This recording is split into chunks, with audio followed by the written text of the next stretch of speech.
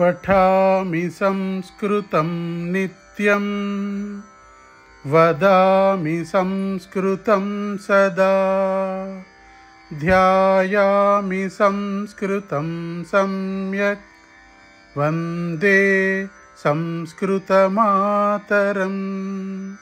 वन्दे संस्कृतमातरं वन्दे संस्कृतमातरम्।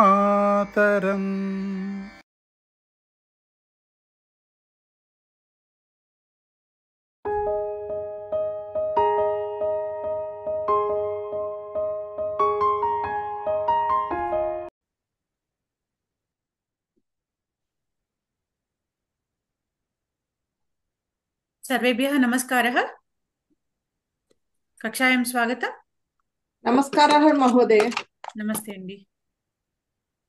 नमस्कार महोदय। नमस्ते नमस्ते। प्रथमं प्रार्थनां कुर्मः।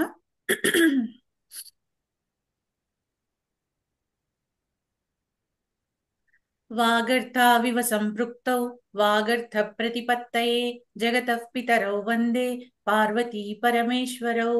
ॐ सहनाववतु सहनौ भुनक्तु सह वीर्यं करवावहै तेजस्विनावधीतमस्तु मा विद्विषावहै।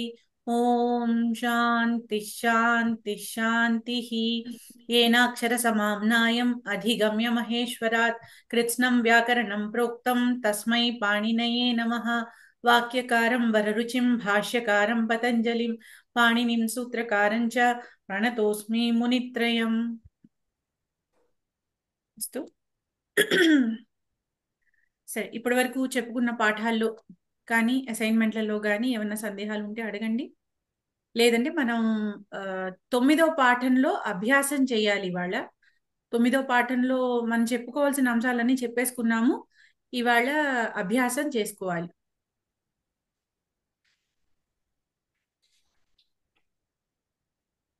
రమణమూర్తి మహోదయ కనిపించాయా అండి వీడియోస్? మీకు నిన్న వీడియోస్ గురించి అడిగారు.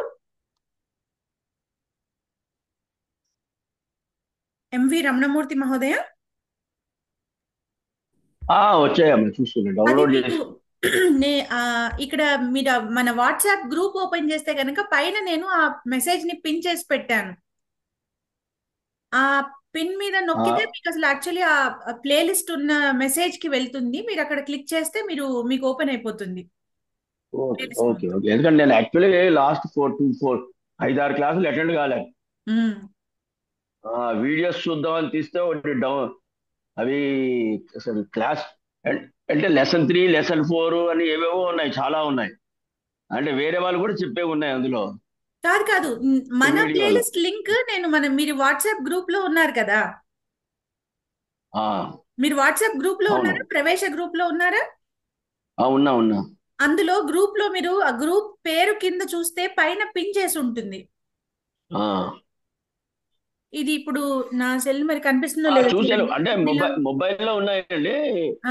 నేనేంటంటే నాకు కింద ఇది ఉంది అనమాట, ల్యాప్టాప్ లాంటిది ఉంది, అందులో చూద్దామనేసి దొరకలే నాకు. అదే మీరు అప్పుడు అంటే మీరు అప్పుడు ఏం చేయాలంటే ఒక్కసారి మీరు యూట్యూబ్ లో ఇక్కడ ఓపెన్ చేస్తే మీరు అక్కడ మళ్ళీ ఓపెన్ చేసుకోవడానికి వీలుంటుంది. అక్కడ కూడా మీరు ప్లేలిస్ట్ లో ఆనంద బ్రహ్మలోకి వెళ్ళి ఛానల్లోకి అక్కడ ప్లేలిస్ట్స్ లో ఓపెన్ చేస్తే ప్లేలిస్ట్ లో మీకు పైనే వచ్చేస్తుంది ప్రవేశ అని. వచ్చాయి, అందులో 4-5 ఉన్నాయి. అవును, వేరే వేరే బ్యాచెస్ కి వేరే వాళ్ళని చెప్పాం కదా, అవన్నీ కనిపిస్తుంటాయి. అదొకటి, భగవద్గీత ఏవో చాలా ఉన్నాయి, కొంచెం కన్ఫ్యూజ్ అయింది అనమాట. ఓకే ఓకే, ఇప్పుడు కనిపించింది మహోదయ? వచ్చింది. మహోదయ, ఇది మాకు కూడా ఇంతకు ముందు అలాగే కన్ఫ్యూజన్ అయింది. నేను మిమ్మల్ని రిక్వెస్ట్ చేస్తే మీరు పంపించారు, చూసాము. అయితే తర్వాత ఏమవుతోందంటే ఇప్పుడు మేము అంటే బ్యాక్ క్లాసెస్, సపోజ్ మీరు చెప్పిన సెకండ్ క్లాస్ థర్డ్ క్లాస్ చూడాలంటే అవి అంటే సెర్చ్ చేయడంలో కొంత టైం పడుతుంది మేడం. ఇవన్నీ ఒక చోటగా ఉండేది అక్కర్లేదండి, అన్ని ఒక్క చోటే ఉన్నాయి. ఇప్పుడు మీరు మన వాట్సాప్ గ్రూప్ లో ఉన్నారు కదా, ప్రవేశ గ్రూప్ లో. మీరు సెల్ లో ఒకసారి ఓపెన్ చేయండి. ఆ గ్రూప్ ఓపెన్ చేయగానే ఆ పేరుకు కిందనే నేను ఆ లింక్ పిన్ చేసి పెట్టాను చూడండి. పైన మీకు ఒక గుండు సూది లాగా ఉంటుంది, అవును. మీరు అది క్లిక్ చేయండి. క్లిక్ ఓకే చేస్తే ప్లేలిస్ట్ ఉన్న మెసేజ్ కే వెళ్ళిపోతుంది. Okay okay okay okay thank you madam, అంతే, కనపడింది అది నాకు. చాలా, అందుకని మీకు ఈజీగా ఉండడానికి ఇద్దరు ముగ్గురు అడిగారని నేనేం చేశానంటే ఆ మెసేజ్ ని చూసి పిన్ చేసి పెట్టేశాను. మీరు ఎప్పుడు వెళ్ళినా ఆ గ్రూప్ లోకి వెళ్ళి ఆ గ్రూప్ ఓకే పేరు కింద ఉన్న ఆ గుండు సూది లాంటి దాని మీద క్లిక్ చేశారంటే మీకు కరెక్ట్ గా ప్లేలిస్ట్ ఉన్న లింక్ కి వెళ్ళిపోతుంది. ఆ మొత్తం ప్లేలిస్ట్ లిస్ట్ ఓపెన్ వచ్చేస్తుంది. చేయగానే వరుసగా ఫస్ట్ క్లాస్ నుంచి ఇప్పటి వరకు వరుసగా ఉంటాయి దానిలో. వచ్చాయి మేడం. ఓకే థ్యాంక్ యూ అండి. అదే అందుకని తేలిగ్గా ఉంటుందని అలా పెట్టాను. సరే సరే, అయితే మనము అభ్యాసాలు మొదలు పెట్టేద్దాము.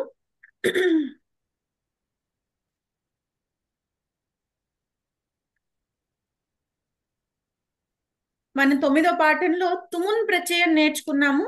తుమున్ ప్రత్యయం నేర్చుకున్న తర్వాత షష్ఠీ విభక్తి నేర్చుకున్నాము. అందులో అఖండ క్రియాపదాలు వచ్చినప్పుడు షష్ఠీ విభక్తితో ఎలా ప్రయోగించాలి అనేది కూడా నేర్చుకున్నాము. దాని మీద ఇప్పుడు మనకి అభ్యాసాలు మనం చేయబోతున్నాము. ముందుగా తుమున్ ప్రత్యయానికి సంబంధించిన అభ్యాసాలు చేద్దాము. అస్తు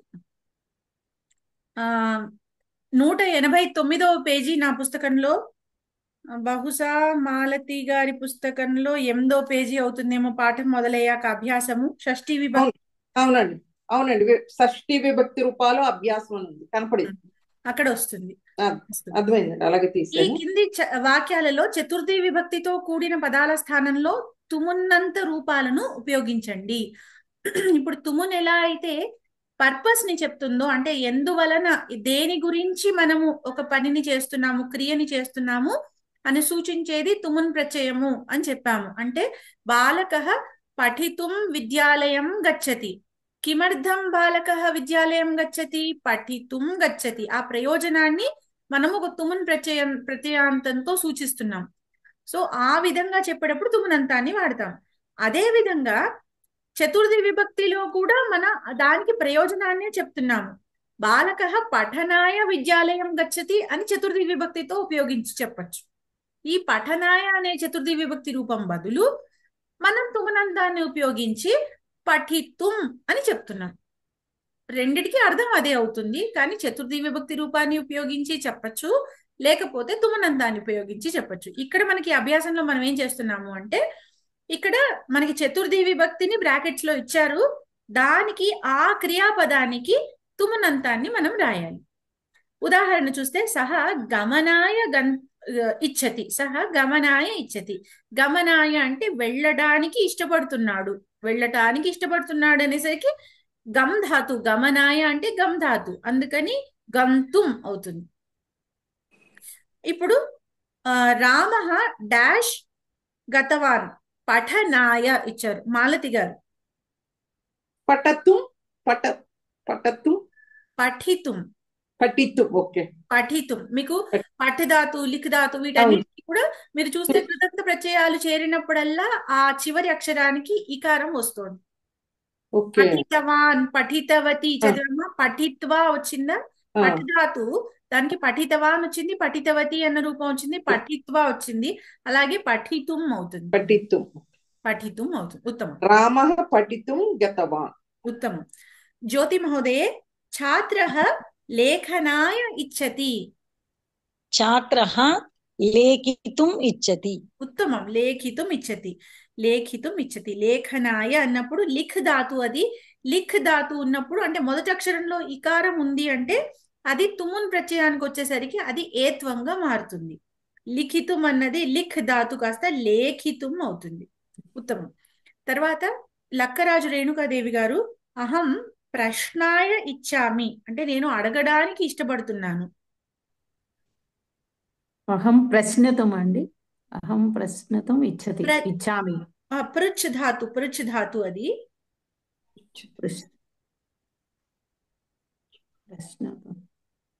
ప్రష్టుం ఇచ్చామి.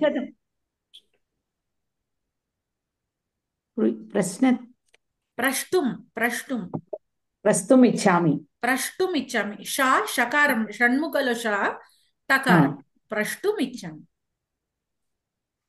అస్తు. బాలాః క్రీడనాయ ప్రవృత్తాః. రమణమూర్తి మహోదయ చెప్పగలరండి? ప్రయత్నిస్తారా? కొంచెం కష్టమే, ఇంకా చూడలేదు వీడియోలో చూసి చెప్తాను నేను నెక్స్ట్ టైం. సరే.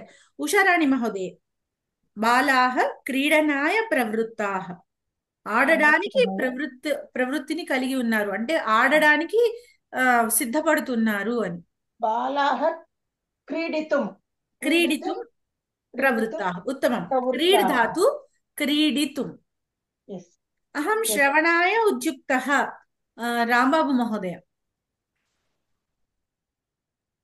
శ్రోతుం శ్రోతుం ఇచ్చారు. శ్రూ ధాతు, శ్రూ ధాతుకి శ్రో అని మారుతుంది. లిఖ ధాతు ఏ విధంగా అయితే గుణం వచ్చి లేఖితం అవుతుందో అలాగే శ్రూ ధాతుకి గుణం వచ్చి శ్రోతుం అవుతుంది. దీనిపై ఇది చెప్పలేదు మేడం. సర్వే సర్వే దర్శనాయ. దర్శనాయ గతాః. చెప్పేసేయండి మహోదయ అది కూడా. అదే కొంచెం డౌట్ అనిపించింది. దృష్టం అంటే దృష్ ధాతు. దృష్టం కదా. ద్రష్టుం. ద్రష్టం ద్రష్టుం దాకి రావద్దు. రావద్దు. ద్రష్టుం గతాః. సర్వే ద్రష్టుం గతాః. ఉత్తమం. సహ క్రయణాయ విపణిం గతః. ఎస్ఎస్ రావు మహోదయ. క్రయణాయ అన్నది క్రే ధాతు. క్రే అంటే కొనడానికి. సహ అతడు కొనడానికి అంగడికి వెళ్ళాడు. క్రీణీతుం. క్రే ధాతు అండి. క్రేణీతుం. క్రేతుం. క్రేతుం. క్రేతుం అంతే. సహ క్రేతుం విపణిం గతః అంతే. సా గానాయ వేదికాం ఆరోహతి. ఉప్పలూరు వాణి గారు.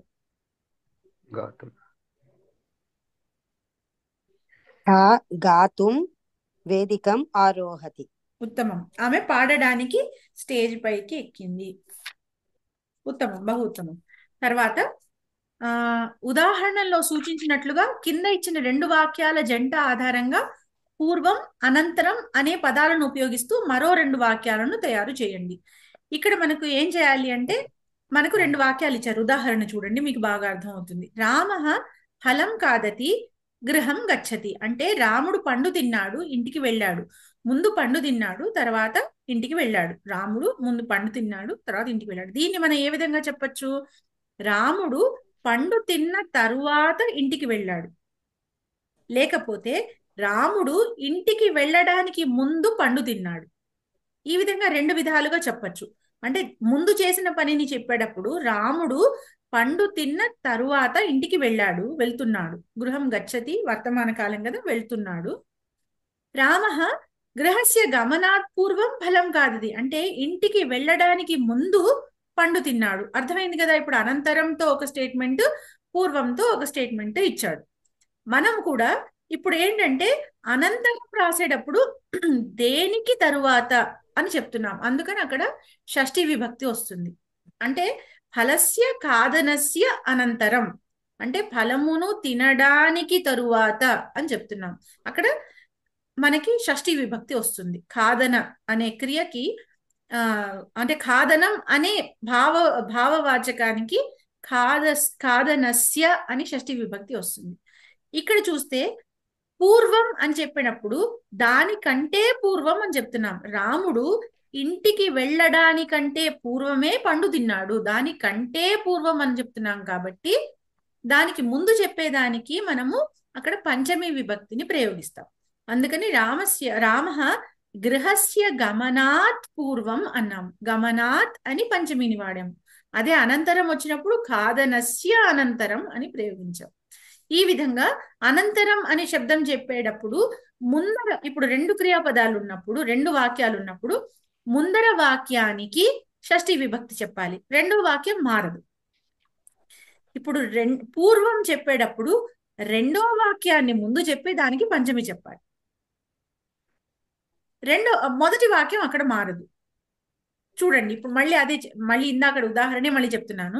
రామః ఫలం ఖాదతి గృహం గచ్చతి అన్నప్పుడు మొదటి వాక్యం ఏమైంది? ఫలం ఖాదతి అనేది ఫలస్య ఖాదనస్య అనంతరం అన్నాం. రెండో వాక్యం మారలేదు, గృహం గచ్చతి. పూర్వం అని చెప్పినప్పుడు ఏం చేశాము? రెండో వాక్యాన్ని గృహం గచ్చతి అన్న దాన్ని ముందరికి తీసుకొచ్చి రామః గృహస్య గమనాత్ పూర్వం, అంటే ఇంటికి వెళ్ళడం కంటే ముందు ఫలం ఖాదతి, మొదటి వాక్యం అలాగే ఉంది. ఇది క్లియర్ గా ఉంది అని అనుకొని నేను వాక్యాల్లోకి వెళ్తున్నాను. వాణి బొప్పన గారు, హరిహి భక్తం పశ్యతి వరం దదాతి. మొదట అనంతరంతో వాక్యం చెప్పండి. హరిః భక్తస్య దర్శనస్య అనంతరం వరం దదాతి. పశ్యతి అనేది దృష్ ధాతు కాబట్టి దర్శనం, దర్శనం అనేది అక్కడ భావవాచకం అవుతుంది, భావద్యోతకం అవుతుంది. అందుకని దర్శనస్య అని రాసుకోవాలి. ఉత్తమం. వరం దదాతి. ఇప్పుడు పూర్వంతో చెప్పండి. హరిః వరస్య దదాతి అంటే ఇవ్వడం, అంటే దానం అక్కడ భావద్యోతకం. వరస్య దానాత్ అంతే. వరస్య దానాత్ కర్తనం. కరెక్ట్ అండి. వరస్య దానాత్ పూర్వం భక్తం పశ్యతి. అంతే అంతే. ఇక్కడ మళ్ళీ దీన్ని కూడా మళ్ళీ ఇంకోసారి ఎక్స్ప్లెయిన్ చేస్తాను. హరి భక్తం పశ్యతి. హరి భక్తుడిని చూస్తున్నాడు, వరాన్ని ఇస్తున్నాడు. అంటే ముందు భక్తుడిని చూశాడు, అప్పుడు వరాన్ని ఇచ్చాడు. హరి భక్తస్య దర్శనస్య అనంతరం అంటే భక్తుడిని చూసిన తరువాత వరాన్ని ఇస్తున్నాడు. లేదు, వరాన్ని ఇవ్వడానికి పూర్వము భక్తుడిని చూశాడు. ఈ విధంగా రెండో వాక్యాన్ని ముందర చెప్పినప్పుడు పూర్వం అని చెప్పినప్పుడు పంచమిలో రావాలి. మొదటి వాక్యాన్ని చెప్తున్నప్పుడు షష్ఠిలో చెప్పి అనంతరం అని చెప్పాలి. సరే. గురుహు యోగ్యతాం పరిశీలయతి నీతి బోధయతి. వెంకటరమణ మహోదయ్.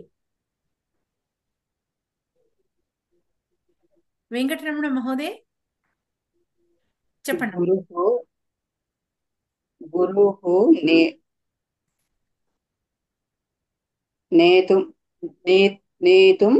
అనంతరంతో చెప్పండి. ముందు యోగ్యతాం పరిశీలయతి అంటే యోగ్యత యొక్క పరిశీలనను చేసిన తరువాత అని చెప్పాలి మనం ఇప్పుడు.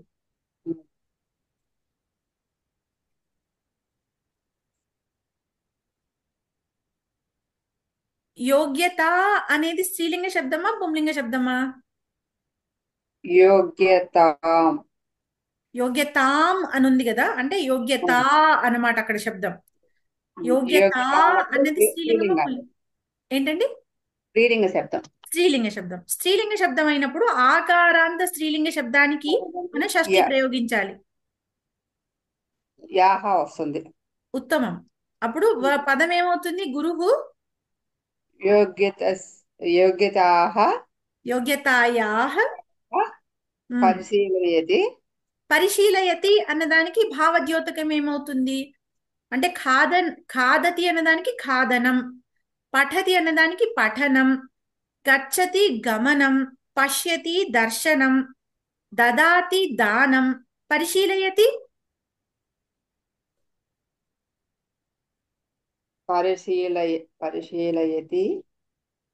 పరిశీలయతుం కాదు. పఠతి చూడండి. ఖాదతి ఖాదనం, పఠతి పఠనం, గచ్చతి గమనం. మనం దాన్ని ఒక నౌన్ ఫామ్ లోకి తీసుకొస్తున్నాం, అంటే ఆ దాని భావద్యోతకానికి చెప్తున్నాం. నౌన్ ఫామ్ అనకూడదు యాక్చువల్ గా, కానీ ఆ భావాన్ని చెప్తున్నాం మనం అక్కడ. పశ్యతి అంటే దర్శనం. మనం అక్కడ పశ్యతి అనే దానిలో మనం ఏమి చేస్తున్నాము అంటే దర్శనాన్ని చేస్తున్నాం. పఠతి అనే క్రియలో మనం ఏం చేస్తున్నాం? పఠనం చేస్తున్నాం. గచ్చతి అనే క్రియలో ఏం చేస్తున్నాం? గమనం చేస్తున్నాం. పరిశీలయతి అన్న క్రియలో ఏం చేస్తున్నాము? పరిశీలనం. ఉత్తమం. ఇప్పుడు పరిశీలనం అన్నది అక్కడ భావద్యోతకం. దానికి మనం అనంతరం అని చెప్తున్నాం కాబట్టి షష్ఠి విభక్తిని చెప్పాలి.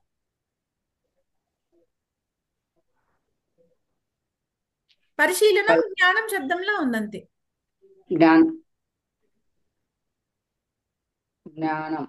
జ్ఞానంకి షష్ఠి విభక్తి ఏమవుతుంది? జ్ఞానంకి షష్ఠి రామశబ్దం లాగే ఉంటుంది. నామశబ్దం లాగే.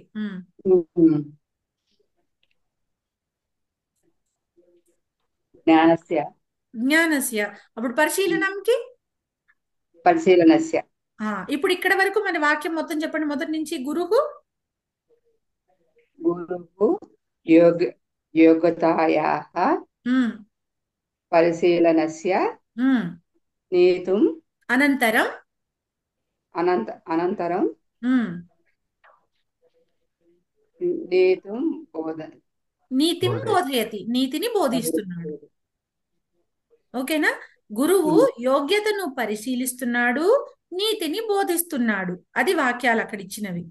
గురువు యోగ్యతాయాః పరిశీలనస్య అనంతరం, అంటే యోగ్యత యొక్క పరిశీలనమునకు తరువాత నీతిని బోధిస్తున్నాడు. అది వాక్యం మనం ఇప్పుడు చెప్పినది. ఇప్పుడు పూర్వంకి చెప్పాలి. పూర్వం అంటే ఏం చేయాలి? రెండవ వాక్యాన్ని ముందు చెప్పి దానికంటే పూర్వం అని చెప్పాలి. అవునా? రెండో వాక్యాన్ని ముందర చెప్పినప్పుడు దానికంటే అని చెప్తున్నప్పుడు దానికి మనం పంచమి చెప్పాలి. ఇప్పుడు బోధయతి అన్న దానికి మనం ఇందాక చెప్పిన భావద్యోతకం ఏమవుతుంది? ఉదయస్య వెంకటరమణ గారు, బోధయతి అన్న దానికి భావద్యోతకం ఏమవుతుందండి? చెప్పలేనండి, ఈ రోజు బాగా తలనొప్పిగా ఉంది, ఆలోచించలేకపోతున్నాను. సరే, వేరే వాళ్ళు ఎవరైనా చెప్తారా?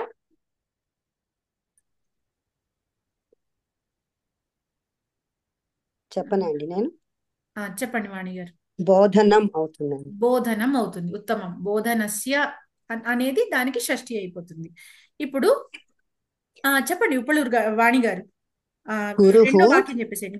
గురుహు నీతేః బోధనాత్ పూర్వం యోగ్యతాం పరిశీలయతి. ఉత్తమం. అంటే ఇక్కడ నీతి అన్నది మళ్ళీ ఇకారాంత స్త్రీలింగం అవుతుంది అనుకుంటాను. నీతి స్త్రీలింగం అవుతుంది. సో దానికి నీతేహే మతి శబ్దం లాగా. సో మతేహే అన్నట్టు నీతేహే అవుతుంది షష్ఠి విభక్తి. అందుకని గురుహు నీతేహే బోధనాత్, బోధనం కదా దానికి భావద్యోతకము, దానికి పంచమి రావాలి. పూర్వం అని చెప్తున్నాం కాబట్టి బోధనం కంటే ముందు, అందుకని బోధనాత్ పూర్వం. మిగిలిన మొదటి వాక్యంలో ఉన్న అదే పదాలు అలాగే వచ్చేస్తాయి. యోగ్యతాం పరిశీలయతి అయిపోతుంది. ఓకేనా? అర్థమైందా వెంకటరమణ గారు? ఇప్పుడు ఓకేనా? అర్థమైంది. శారదాంబ వేద విద్యాలయం పిల్లలు, గీత వృష్టిం అవలోకతే ఛత్రం ప్రసారయతి అంటే గీత వర్షాన్ని చూస్తున్నది, గొడుగును తెరిచింది. గీతా వృత్తిం అవలోకనస్య అనంతరం ఛాత్రం ప్రసారయతి. కొంచెం గట్టిగా చెప్పాలమ్మా, నాకైతే వినిపిస్తోంది కానీ వీళ్ళకి వినిపిస్తోందో లేదో. కొంచెం గట్టిగా చెప్తారా ఎవరన్నా? గీతా వృష్టిం అవలోకనస్య అనంతరం ఛాత్రం ప్రసారయతి. ఛత్రం ప్రసారయతి. వృష్టేః అవలోకనస్య. వృష్టి కదా అక్కడ. వృష్టి అంటే వర్షం. వృష్టి అన్నదానికి మనం షష్ఠీ విభక్తి చెప్పాలి కాబట్టి వృష్టేః అవుతుంది. ఇకారాంత పుంలింగ శబ్దం కాబట్టి దానికి వృష్టేః అనేది షష్ఠీ విభక్తి. ఉత్తమం. గీత వృష్టేః అవలోకనస్య, అవలోకనం అనేది అక్కడ భావద్యోతకం అవుతుంది. అందుకని అవలోకనస్య అనంతరం ఛత్రం ప్రసారయతి. తర్వాత పూర్వంతో వాక్యం కూడా చెప్పండి అలాగే. గీత ఛత్రం ప్రసారాత్ పూర్వం వృష్టిం అవలోకతే. ఛత్రం ప్రసారత్ కాదు, గొడుగు యొక్క అని చెప్పాలి మనం. ఉత్తమం. గీత ఛత్రస్య ప్రసారాత్ పూర్వం వృష్టిం అవలోకతే. పూర్వం అన్నప్పుడు ఆ ప్రసారం అన్నదానికి ప్రసారయతికి ప్రసారం అనేది అక్కడ భావద్యోతకము, దానికి పంచమి రాయాలి మనం. ప్రసారాత్ అవుతుంది. అయితే వర్షం యొక్క గొడుగు యొక్క తెరవడానికి ముందు అని చెప్తున్నాం మనం. గొడుగు తెరవడానికి ముందు అని తెలుగులో చెప్పేస్తాము, కానీ దానిలో మనం విభక్తులు ప్రత్యయాల్ని చాలా వరకు లోపం చేసి మాట్లాడుతున్నాం. అక్కడ యాక్చువల్గా మనం చెప్తున్నది ఏంటంటే గొడుగు యొక్క ప్రసరించడానికంటే ముందు, ప్రసరించడం అంటే తెరవడం, గొడుగును విప్పడం కంటే ముందు వర్షాన్ని చూసింది. వృష్టిం అవలోకతే. ఉత్తమం. ఇంకొక వాక్యం చెప్తారా? ఛాత్రః వాక్యం స్మరతి ఉత్తరం లిఖతి.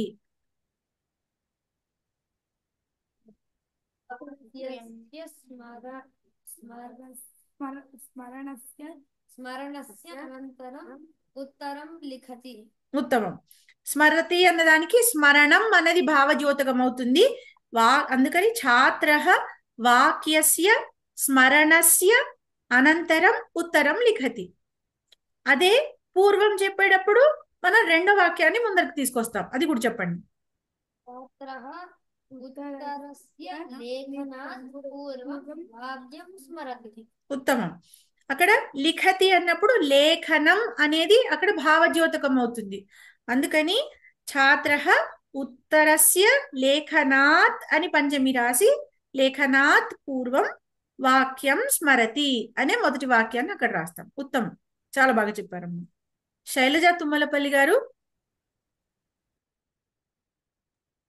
మ్యామ్ నేను చెప్పలేనండి, ఇప్పుడే క్లాస్ అటెండ్ అయ్యాను. 2 క్లాసెస్ మిస్ అయ్యాను. నేను వింటాను. ఈరోజు నెక్స్ట్ క్లాస్ కావాలి. సరే, ప్రభాకర్ మహోదయ.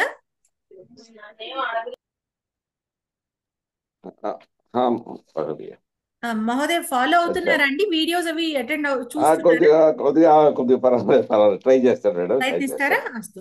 మాత తండులం క్షాళయతి అన్నం కరోతి. మాత తండులస్య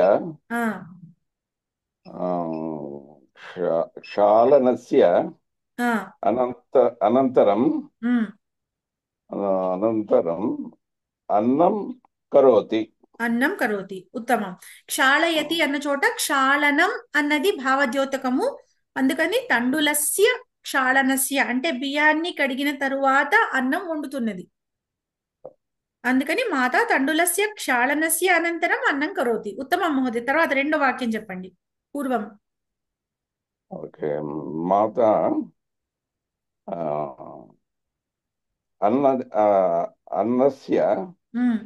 అన్నస్య కరణాత్ పూర్వం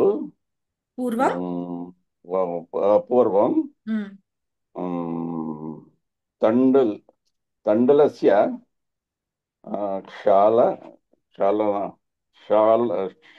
క్షాళయతి. తండులం క్షాళయతి. ఆ వాక్యాన్ని మళ్ళీ మార్చక్కర్లేదు మనం. ఓకే. తండులం మాత అన్నస్య కరణాత్ పూర్వం. కరోతి అన్నదానికి కరణం అన్నది అంటే చేయడము అనేది అక్కడ భావద్యోతకము. అందుకని పూర్వం అంటున్నాం కాబట్టి కరణాత్ పూర్వం. దేన్ని చేయడానికి ముందు? అన్నస్య కరణాత్ పూర్వం. పూర్వం తండులం క్షాళయతి. ఉత్తమం మహోదయ. చాలా బాగా చెప్పారు. బ్రాకెట్ లో ఇచ్చిన శబ్దానికి షష్ఠీ విభక్తి రూపాన్ని ఖాళీలలో పూరించండి. ఉదాహరణ రామః పితా దశరథః. రామః అనే దానికి షష్ఠీ విభక్తి రూపం రామస్య అవుతుంది.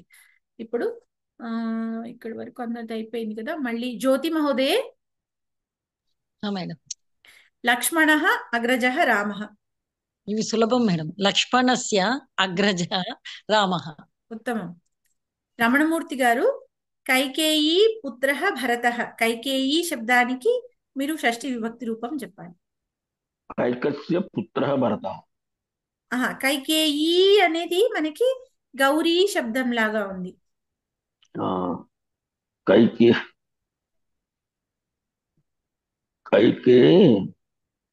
మనకి స్త్రీ శబ్దాలన్నిట్లోనూ షష్ఠీ విభక్తికి యాహ్ అని వస్తుంది.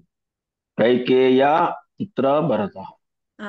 కైకేయాహ్. కైకే తర్వాత ఒక యా ఒత్తు వచ్చి తర్వాత యాహ్ అని వస్తుంది.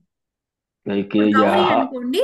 గౌరీ శబ్దం అయితే గౌరియాహ్ అవుతుంది. అంటే చివరి శబ్దం రీ అని ఈకారం ఉన్న శబ్దము మనకి ఒత్తుగా మారుతుంది. గౌరియాహ్ అవుతుంది. అలాగా కైకేయాహ్ అవుతుంది. పుత్ర భరత. ఉత్తమం. లక్కరాజు రేణుకాదేవి గారు కౌసల్యా పుత్రః రామః.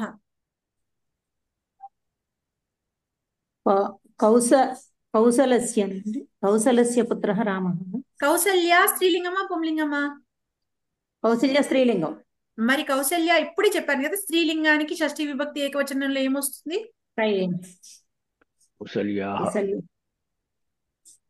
కౌసల్యాహ అండి.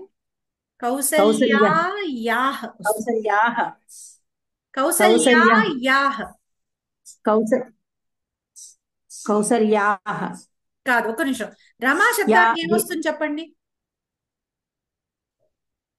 మేడం ఒకసారి రమ బోర్డు మీద రాసి రమో చూపించా. ఒక నిమిషం ఆగండి మాలతి గారు. ఓకే. రేణుకాదేవి గారు చెప్పండి. రమా శబ్దం రమాహ ఏమొస్తుంది? రమాహ రమా రమౌ రమాహ కాదు కాదు, షష్ఠీ విభక్తి నేను అడిగింది. రమవు కాదు అసలు. రమవు ఎలా వస్తుందండి? రమే వస్తుంది. రమా శబ్దం నేను స్త్రీలింగ శబ్దం కదా అడిగింది. ర- ర- ఆ, షష్ఠీ విభక్తి ఏకవచన రూపం ఏమొస్తుంది? రమస్ అండి రమస్ కాదమ్మా, ఇప్పుడు నేను స్త్రీలింగ శబ్దానికి షష్ఠీ విభక్తి ఏకవచనంలో ప్రత్యయం ఏమొస్తుందని చెప్పాను. ఇప్పుడు మనం పైన కైకేయీకి కైకేయ్యాహ అని చెప్పుకున్నామా? కైకేయాహ అని చెప్పారండి. అవునా? అప్పుడు నేనేం చెప్పాను? స్త్రీలింగ శబ్దాలకి షష్ఠీ విభక్తిలో ప్రత్యయం ఏమొస్తుందని చెప్పాను? యాహ్ అని చేరుతుంది. యా యా ఓకేనా? ఇక్కడ వరకు క్లియరా? రమా శబ్దానికి ఏమవుతుంది?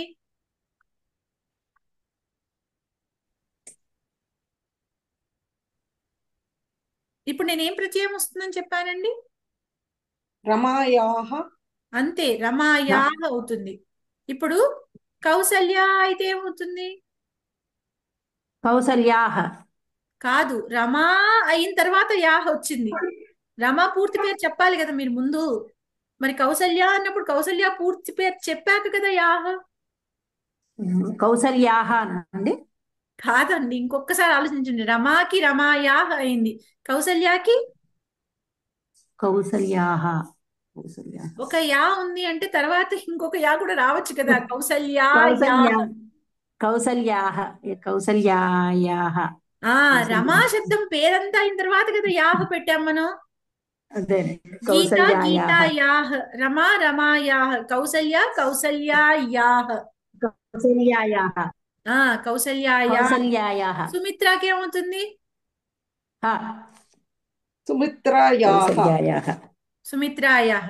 కౌసల్యాహ పుత్రః రామ మళ్ళీ రామః ఇంకొకసారి చెప్పండి. కౌసల్యాయాహ పుత్రః రామః. కౌసల్యాయాహ పుత్రః రామః. మాలతి గారు ఇప్పుడు ఏం ఏం రాసి చూపించమంటారు చెప్పండి ఇప్పుడు. అదే అండి, ఒకసారి బోర్డు మీద కౌసల్య కౌసల్యాయాహ రెండు మాకు తెలుస్తుందని బోర్డు మీద ఆ రెండో యా కూడా రాయాలన్నారు కదా. ఒక్కసారి ఏమో పక్కన రాయడమే కదా, ఇంక అందులో చూపించడానికి అర్థమైందిలేండి, ఇప్పుడు అర్థమైంది అని రాస్తున్నా. ఆగండి.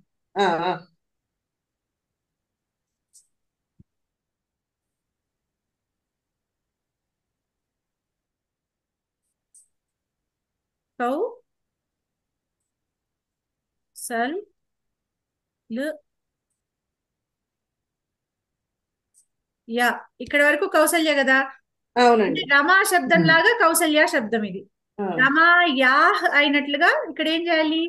కౌసల్య యాహ్ అవ్వాలి. దీని తర్వాత ఇంకొక యాహ్ రాయడమే.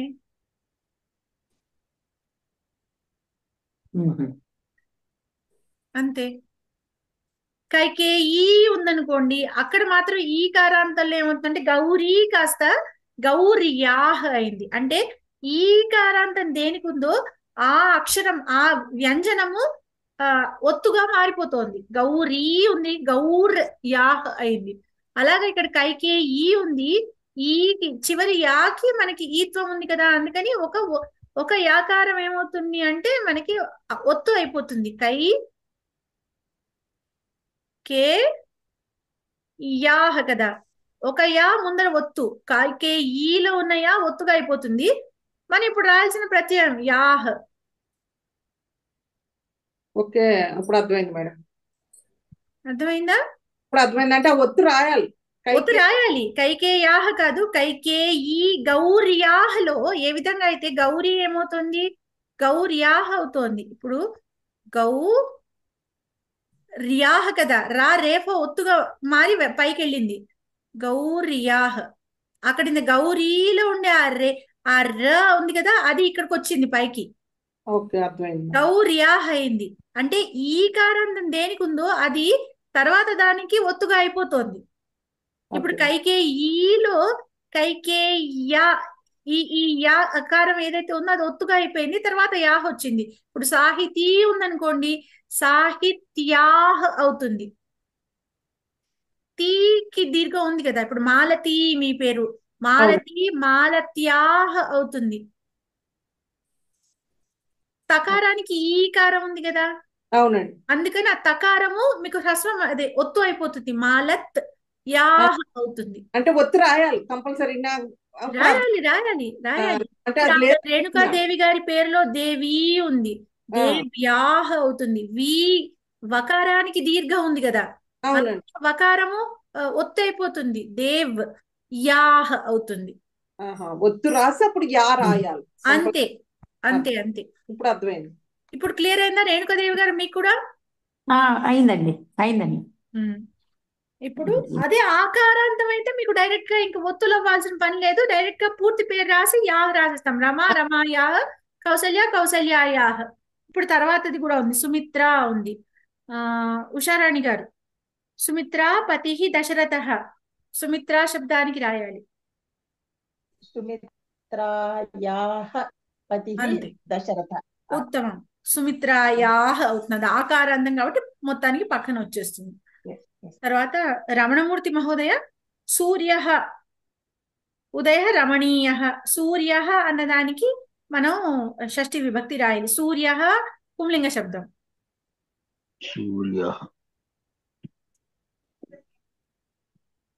సూర్యస్య ఉదయః రమణీయ. రమణీయః. ఉత్తమం. సూర్యస్య ఉదయః రమణీయః. రమణీయః. తర్వాత ప్రభాకర్ మహోదయ, రవిః. రవి శబ్దానికి షష్ఠి రాయాలి. కిరణాః ఉగ్రాః. రవి శబ్దం ఇకారాంత పుంలింగ శబ్దం అండి, హరి శబ్దం లాగా. రవేః కిరణః ఉగ్రః. రవేః కిరణాః ఉగ్రాః. ఉత్తమం. కిరణాః ఉగ్రః. ఉత్తమం ఉత్తమం. శైలజా తుమ్మలపల్లి గారు, భానుః సారథిః అరుణః. భాను శబ్దానికి మనం షష్ఠి రాయాలి. భానోః సారథిః అరుణః. ఉత్తమం. ఉకారాంత పుంలింగ శబ్దం కాబట్టి గురు శబ్దం లాగా భానోః అవుతుంది, గురోః లాగా. ఉత్తమం. ఆచార్య ఆచార్య ఉపదేశం శృణు. ఆచార్య శబ్దానికి మనం షష్ఠి రాయాలి. ఎస్ఎస్ రావు మహోదయ,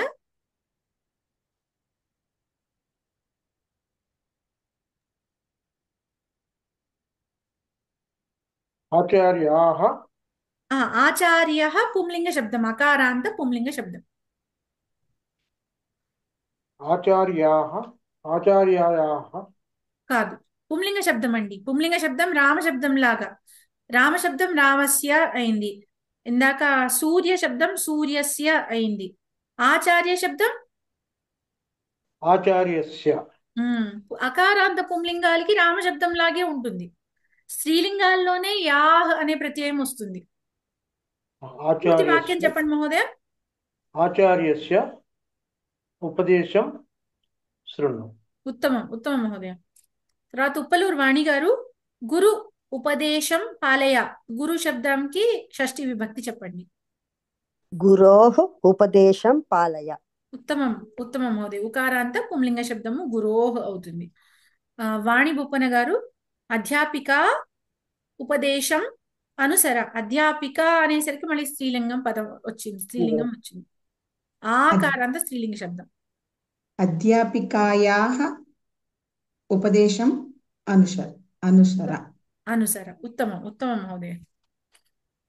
తర్వాత ఇది అయిపోయిన తర్వాత మనకి నెక్స్ట్ మనం ఈ కథకి సంబంధించినవి చెప్పేసుకున్నాం కదా.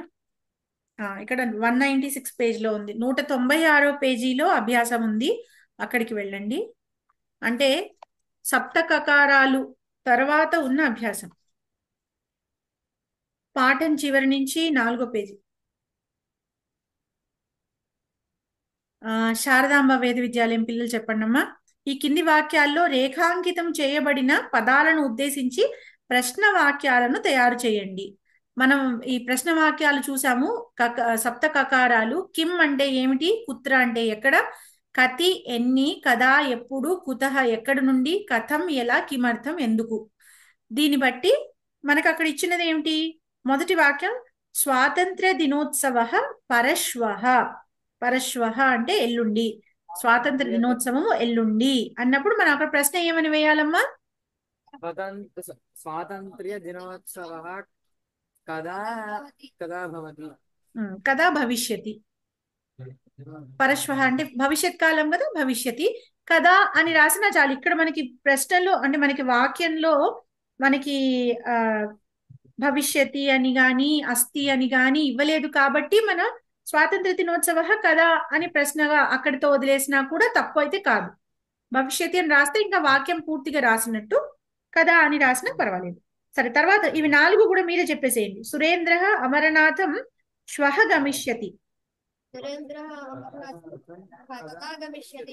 కదా గమిష్యతి ఎప్పుడు వెళ్తాడు. ఉత్తమం. వాగ్దేవి డాష్ గతవతి ప్రాతః గతవతి. వాగ్దేవి గతవతి. కదా గతవతి. ఇదానీం అధ్యాపకః పాఠయతి.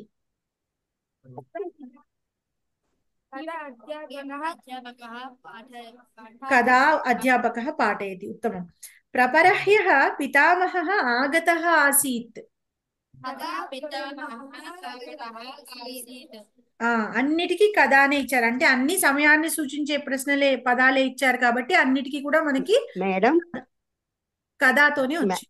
మేడం ఇదానీం అధ్యాపకః పాఠయతిలో కథం అని వస్తుంది కదండి?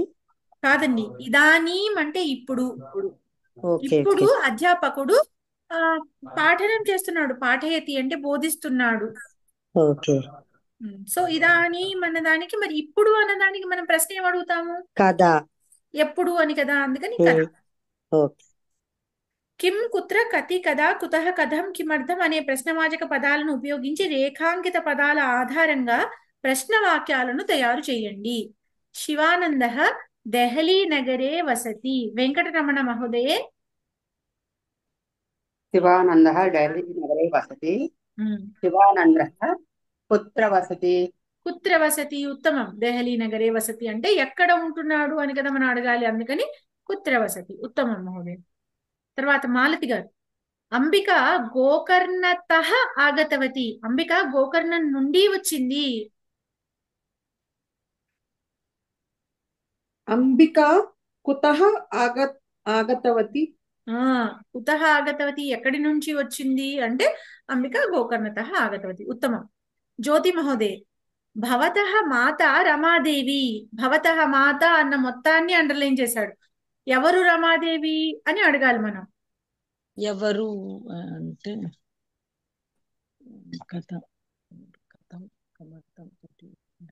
Kim అనాలనా madam? భవతః మాత ఏ లింగం అవుతుందండి? భవతః మాత స్త్రీలింగం మేడం. మరి అప్పుడు కిమ్ శబ్దానికి స్త్రీలింగ ప్రశ్న అడగాలి. కిమ్ కా మేడం. కా రమాదేవి అని అడగాలి ప్రశ్న. కా రమాదేవి. ఉత్తమం. పితామహి డాష్ నృత్యతి. వినోదార్థం నృత్యతి. పితామహి అంటే నాయనమ్మ వినోదం కొరకు నాట్యం చేస్తున్నది. లక్కరాజు రేణుకాదేవి గారు. వినోదార్థం అన్నదానికి మనం ప్రశ్న అడగాలి. కిమర్థం వినోదార్థ నృత్యయతి. మళ్ళీ కిమర్థం అన్నప్పుడు వినోదార్థం ఎందుకు? పితామహి వినోదార్థం నృత్యయతి కదండి. అవును. పితామహి కిమర్థం కిమర్థం కిమర్థం నృత్యయతి. అంతే. పితామహి కిమర్థం నృత్యతి. నృత్యతి. నృత్యతి. అంతే. ఒకే యా పలకాలి. आपणे 7 जनाः सन्ति. రమణమూర్తి మహోదయ. आपणे 7 जनाः सन्ति. 7 అండర్లైన్ చేశారు. అంటే ఎంతమంది జనాలు ఉన్నారు అని అడగాలి మనం. కొట్టులో ఎంతమంది జనాలు ఉన్నారు అని.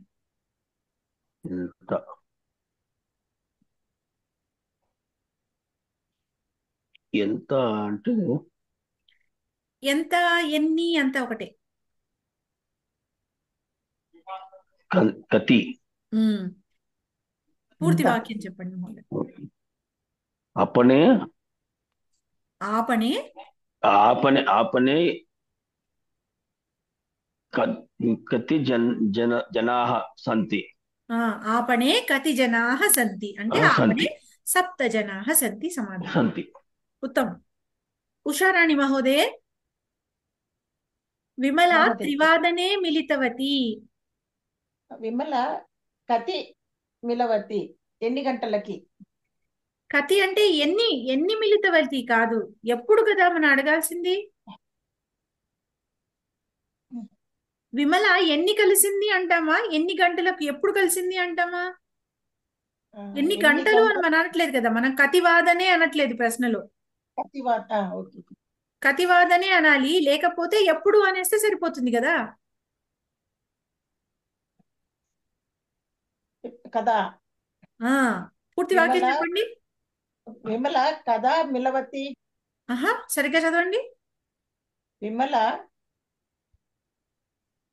ఆ, కదా కదా ఆ, మిలవతి మిలవతి ఉందా? ఇంకొకసారి చూడండి. మిలతవతి మిలితవతి. మిలితవతి. విమల కదా మిలితవతి అంటే ఎప్పుడు ఓకే కలిసింది అంటే విమల 3 గంటలకు కలిసింది. ఓకే ఓకే శ్రీధర సుందర అస్తి. శైలజా తుమ్మలపల్లి మహోదయ. श्रीधरः सुन्दरम् अस्ति। श्रीधरः कथमस्ति? करेक्ट्। శ్రీధర కథమస్తి. శ్రీధర సుందర అస్తి. ఉత్తమం. రాంబాబు మహోదయ, సహ ఉచ్చైః సంభాషణం కరోతి. కథం పూర్తి వాక్యం సహ చెప్పండి.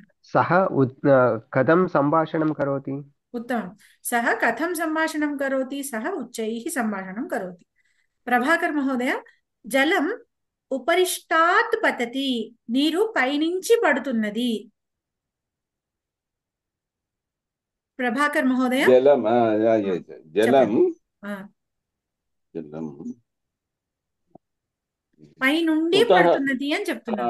కుతః కుతః కుతః. జలం కుతః పతతి. జలం కుతః పతతి. ఉత్తమం. జలం ఎక్కడి నుంచి పడుతున్నది? జలం పైనుండి పడుతున్నది. సహ 10 వాక్యాన్ని అవదత్. సహ 10 వాక్యాన్ని అవదత్. ఎవరు చెప్పాలి ఇప్పుడు? ఎస్ఎస్ రావు మహోదయ. సహ 10 వాక్యాన్ని అవదత్. సహ కతి వాక్యాన్ని అవదత్తు. ఉత్తమం. ఉత్తమం మహోదయ. సహ కతి వాక్యాన్ని అవదత్. సహ 10 వాక్యాన్ని అవదత్. ఉత్తమం. బ్రాకెట్ లో ఉన్న పదానికి సరైన ప్రశ్నవాచకాన్ని ఉపయోగించి ఖాళీలను పూరించండి. ఇది ఇందాకట్లాగానే అక్కడ ఫిల్ ఇన్ ద బ్లాంక్స్ లాగా ఇచ్చాడు, ఇక్కడ పక్కన బ్రాకెట్స్ లో ఇచ్చాడు. ఆరోగ్యం డాష్ అస్తి సమ్యక్ అనేది సమాధానం. ఉప్పలూరు వాణి గారు. ఆరోగ్యం కథం అస్తి. కథం అస్తి. ఉత్తమం. లేఖని డాష్ అస్తి గృహే అస్తి. వాణి బొప్పన గారు. లేఖని కుత్ర అస్తి. కుత్ర అస్తి ఇంట్లో ఉంది అని చెప్తున్నాడు. లేఖని ఇంట్లో ఉంది అంటే ఎక్కడుంది అనేది క్వశ్చన్. తత్ర 10 జనాः సంతి. వెంకటరమణ మహోదయ. दश తత్ర तत्र कति जनाः सन्ति? तत्र 10 जनाः सन्ति। ఉత్తమం. అక్కడ ఎంతమంది ఉన్నారు? అక్కడ 10 మంది ఉన్నారు. అది ఆన్సర్. ఉత్తమం. శారదా అమ్మ వేద విద్యాలయం పిల్లలు.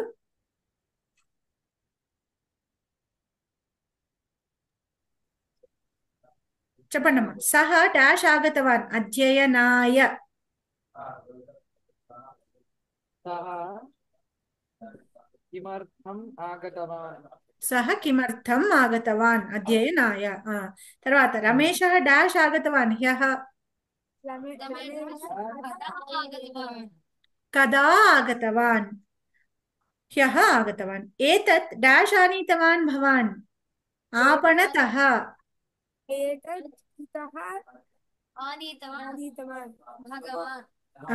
ఏతత్ కుతః ఆనీతవాన్ భవాన్ అంటే ఎక్కడి నుండి తీసుకొచ్చారు మీరు అంటే ఆపణతః కొట్టు నుండి అంగడి నుండి తీసుకొచ్చాను. భవతః పిత డాష్ గతవాన్ కార్యాలయం. ఇంకొకసారి చెప్పండి. भवतः पिता कुत्र कुत्र गतवान् కుత్ర గతవాన్ ఉత్తమం. అంటే కార్యాలయం గతవాన్. అంకణే డాష్ బాలాः సంతి 15. बालाः सन्ति కతి బాలాः సంతి. అంగణే అంగణే అంగణే అంటే గ్రౌండ్ లో. అంగణే కతి బాలాः సంతి అంటే అంగణే 15 బాలాः సంతి. ఛాత్రాः డాష్ ధావంతి వేగేన. धावन्ति కథం ధావంతి ఎలా పరిగెడుతున్నారు. వేగేన ధావంతి వేగంగా పరిగెడుతున్నారు. శబ్దः డాష్ ఆగచ్చతి దూరతః. कुतः आगच्छति శబ్దः కుతః ఆగచ్చతి ఎక్కడి నుంచి వస్తుంది. దూరతః ఆగచ్చతి. ఉత్తమం ఉత్తమం అమ్మా, చాలా బాగా చెప్పారు. తర్వాత జ్యోతి మహోదయ్ ఆఖరి పేజీలో ప్రవేశ నవమ పాఠ ప్రశ్నాః అని ఉంది కదా, అక్కడికి వెళ్ళిపోదాము. బ్రాకెట్ లో ఇవ్వబడి కథం అంటే అర్థం ఏంటండి? ఎలాను ఏ విధంగా ఏ విధంగా ఎలా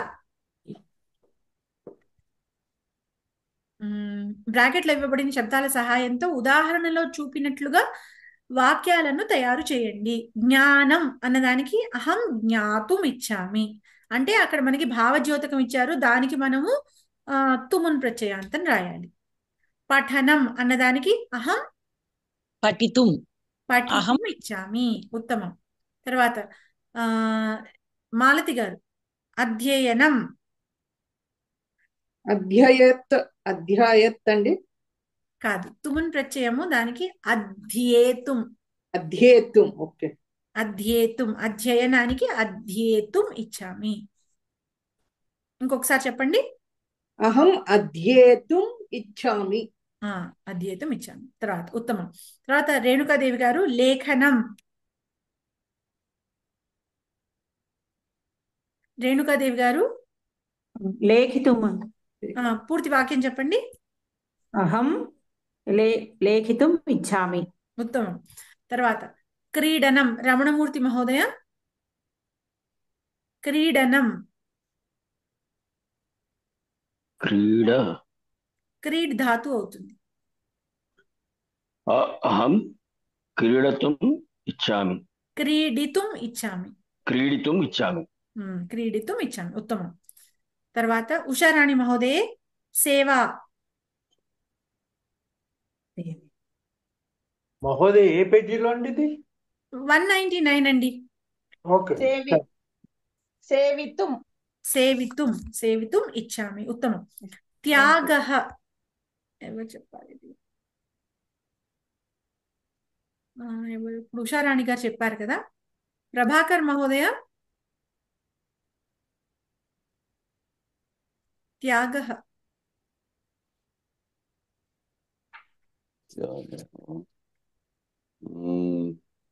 త్యాగం త్యాగం తుమున్ రావాలి. తుమ్ రావాలి. త్యాగం రావాలి. తుమ్ రావాలి కదా. తుమ్ రావాలి. త్యాతం త్యక్తుం. త్యక్తుం త్యక్తుం త్యక్తుం అన్నమాట. త్యక్తుం ఒక్కసారి రాసి చూపిస్తాను. మేడం దీనికి ధాతువు కూడా త్యజ్ ధాతు. త్యజ్ త్యజ్ ధాతు అయితే త్యక్తుం అవుతుంది.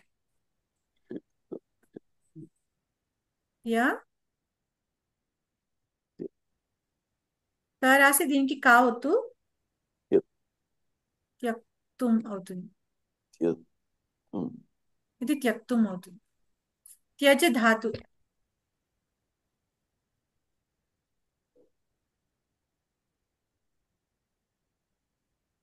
ఇది ధాతు. త్యజ్ ధాతు. మేడం సగం కారాసి తుమ్ అని కూడా రాయొచ్చు అండి. రాయొచ్చండి, అలా కూడా రాయొచ్చు. సగం కా రాసి తుమ్ కూడా రాయొచ్చు. అదే రసం. అలాగే కింది 2 పదాలను ఉపయోగించి భవాన్ కిం కర్తుం ఇచ్చతి అనే ప్రశ్నకు సమాధానాలను వ్రాయండి. గ్రంథ పరిశీలనం అన్నప్పుడు రాంబాబు మహోదయం గ్రంథము యొక్క పరిశీలనము అని చెప్పాలి మనం. మహోదయం మీరు మ్యూట్ లో ఉన్నారండి. గ్రంథస్య పరిశీలనం. మొత్తం పూర్తి వాక్యం చెప్పండి. భవాన్ కిం కర్తుం ఇచ్చతి అహం అంటే అహం అని చెప్పాలి. అహం గ్రంథస్య పరిశీలనం ఇచ్చామి. కర్తుం ఇచ్చామి. సారీ, కర్తుం ఇచ్చామి. అహం గ్రంథస్య పరిశీలనం కర్తుం ఇచ్చామి. ఉత్తమం మహోదయం. శైలజ తుమ్మలపల్లి గారు, సమాజః సేవ. అహం సమాజస్య సేవం కర్తుం ఇచ్చతి. అహం అన్నప్పుడు ఇచ్చామి అని రాయాలి. అహం అన్నప్పుడు ఇచ్చామి ఇచ్చామి కదా. సమాజస్య మీరేమన్నారు? సమాజస్య సేవాం. సేవాం. సేవా ఆకారాంతం కాబట్టి సేవాం అని చెప్పాలి. ఉత్తమం. కర్తుం ఇచ్చామి. తర్వాత సంస్థ ఆరంభః. ఉప్పలూర్వాణి గారు. అహం సమాజస్య సేవాం కర్తుం ఇచ్చామి. తర్వాతదండి సంస్థ ఆరంభః. అహం సంస్థాయాః ఆరంభం కర్తుం ఇచ్చామి. సంస్థ అనేది ఆకారాంత స్త్రీలింగ శబ్దం కాబట్టి సంస్థాయాః. ఉత్తమం మహోదయ. వాణి బొప్పన గారు, గీత అధ్యయనం. అహం గీతాయాः అధ్యయనం కర్తుం ఇచ్చామి. ఉత్తమం మహోదయ. తర్వాత వెంకటరమణ గారు, వస్త్రం ప్రక్షాళనం. అహం వస్త్రాలస్య కాదు పరిశీలనం. కాదు, వస్త్రం. వస్త్రం అన్నప్పుడు వస్త్రాలస్య. వస్త్రం జ్ఞానం శబ్దం అనుకోండి. జ్ఞానం శబ్దం జ్ఞానస్య అని ఇందాక చెప్పారు కదా. అవును. మరి వస్త్రం వస్త్రాలస్య లా ఎందుకు వచ్చింది? వస్త్రస్య. లా రాదు ఇంక అక్కడ. వస్త్రస్య పరిశీలనం కర్తుం ఇచ్చామి. ప్రక్షాళనం. ప్రక్షాళనం ఉంది కదా, ప్రక్షాళనం కర్తుం ఇచ్చామి. మళ్ళీ ఒక్కసారి చెప్పండి పూర్తి వాక్యం. అహం వస్త్రస్య పరిశీలనం. మళ్ళీ పరిశీలనం అంటున్నారు.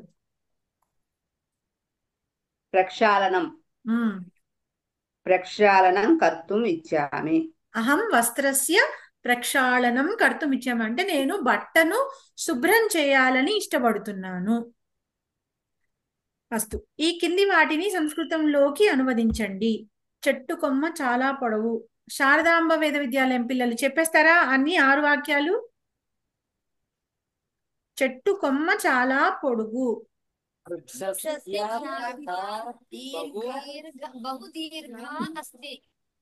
వృక్షస్య శాఖ బహు దీర్ఘా అస్తి. ఉత్తమం. తర్వాత పాఠశాల విద్యార్థులు ఆడుతున్నారు.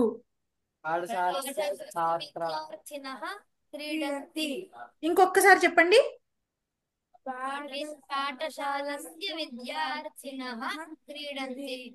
పాఠశాల స్త్రీలింగ శబ్దమా పుంలింగ శబ్దమా?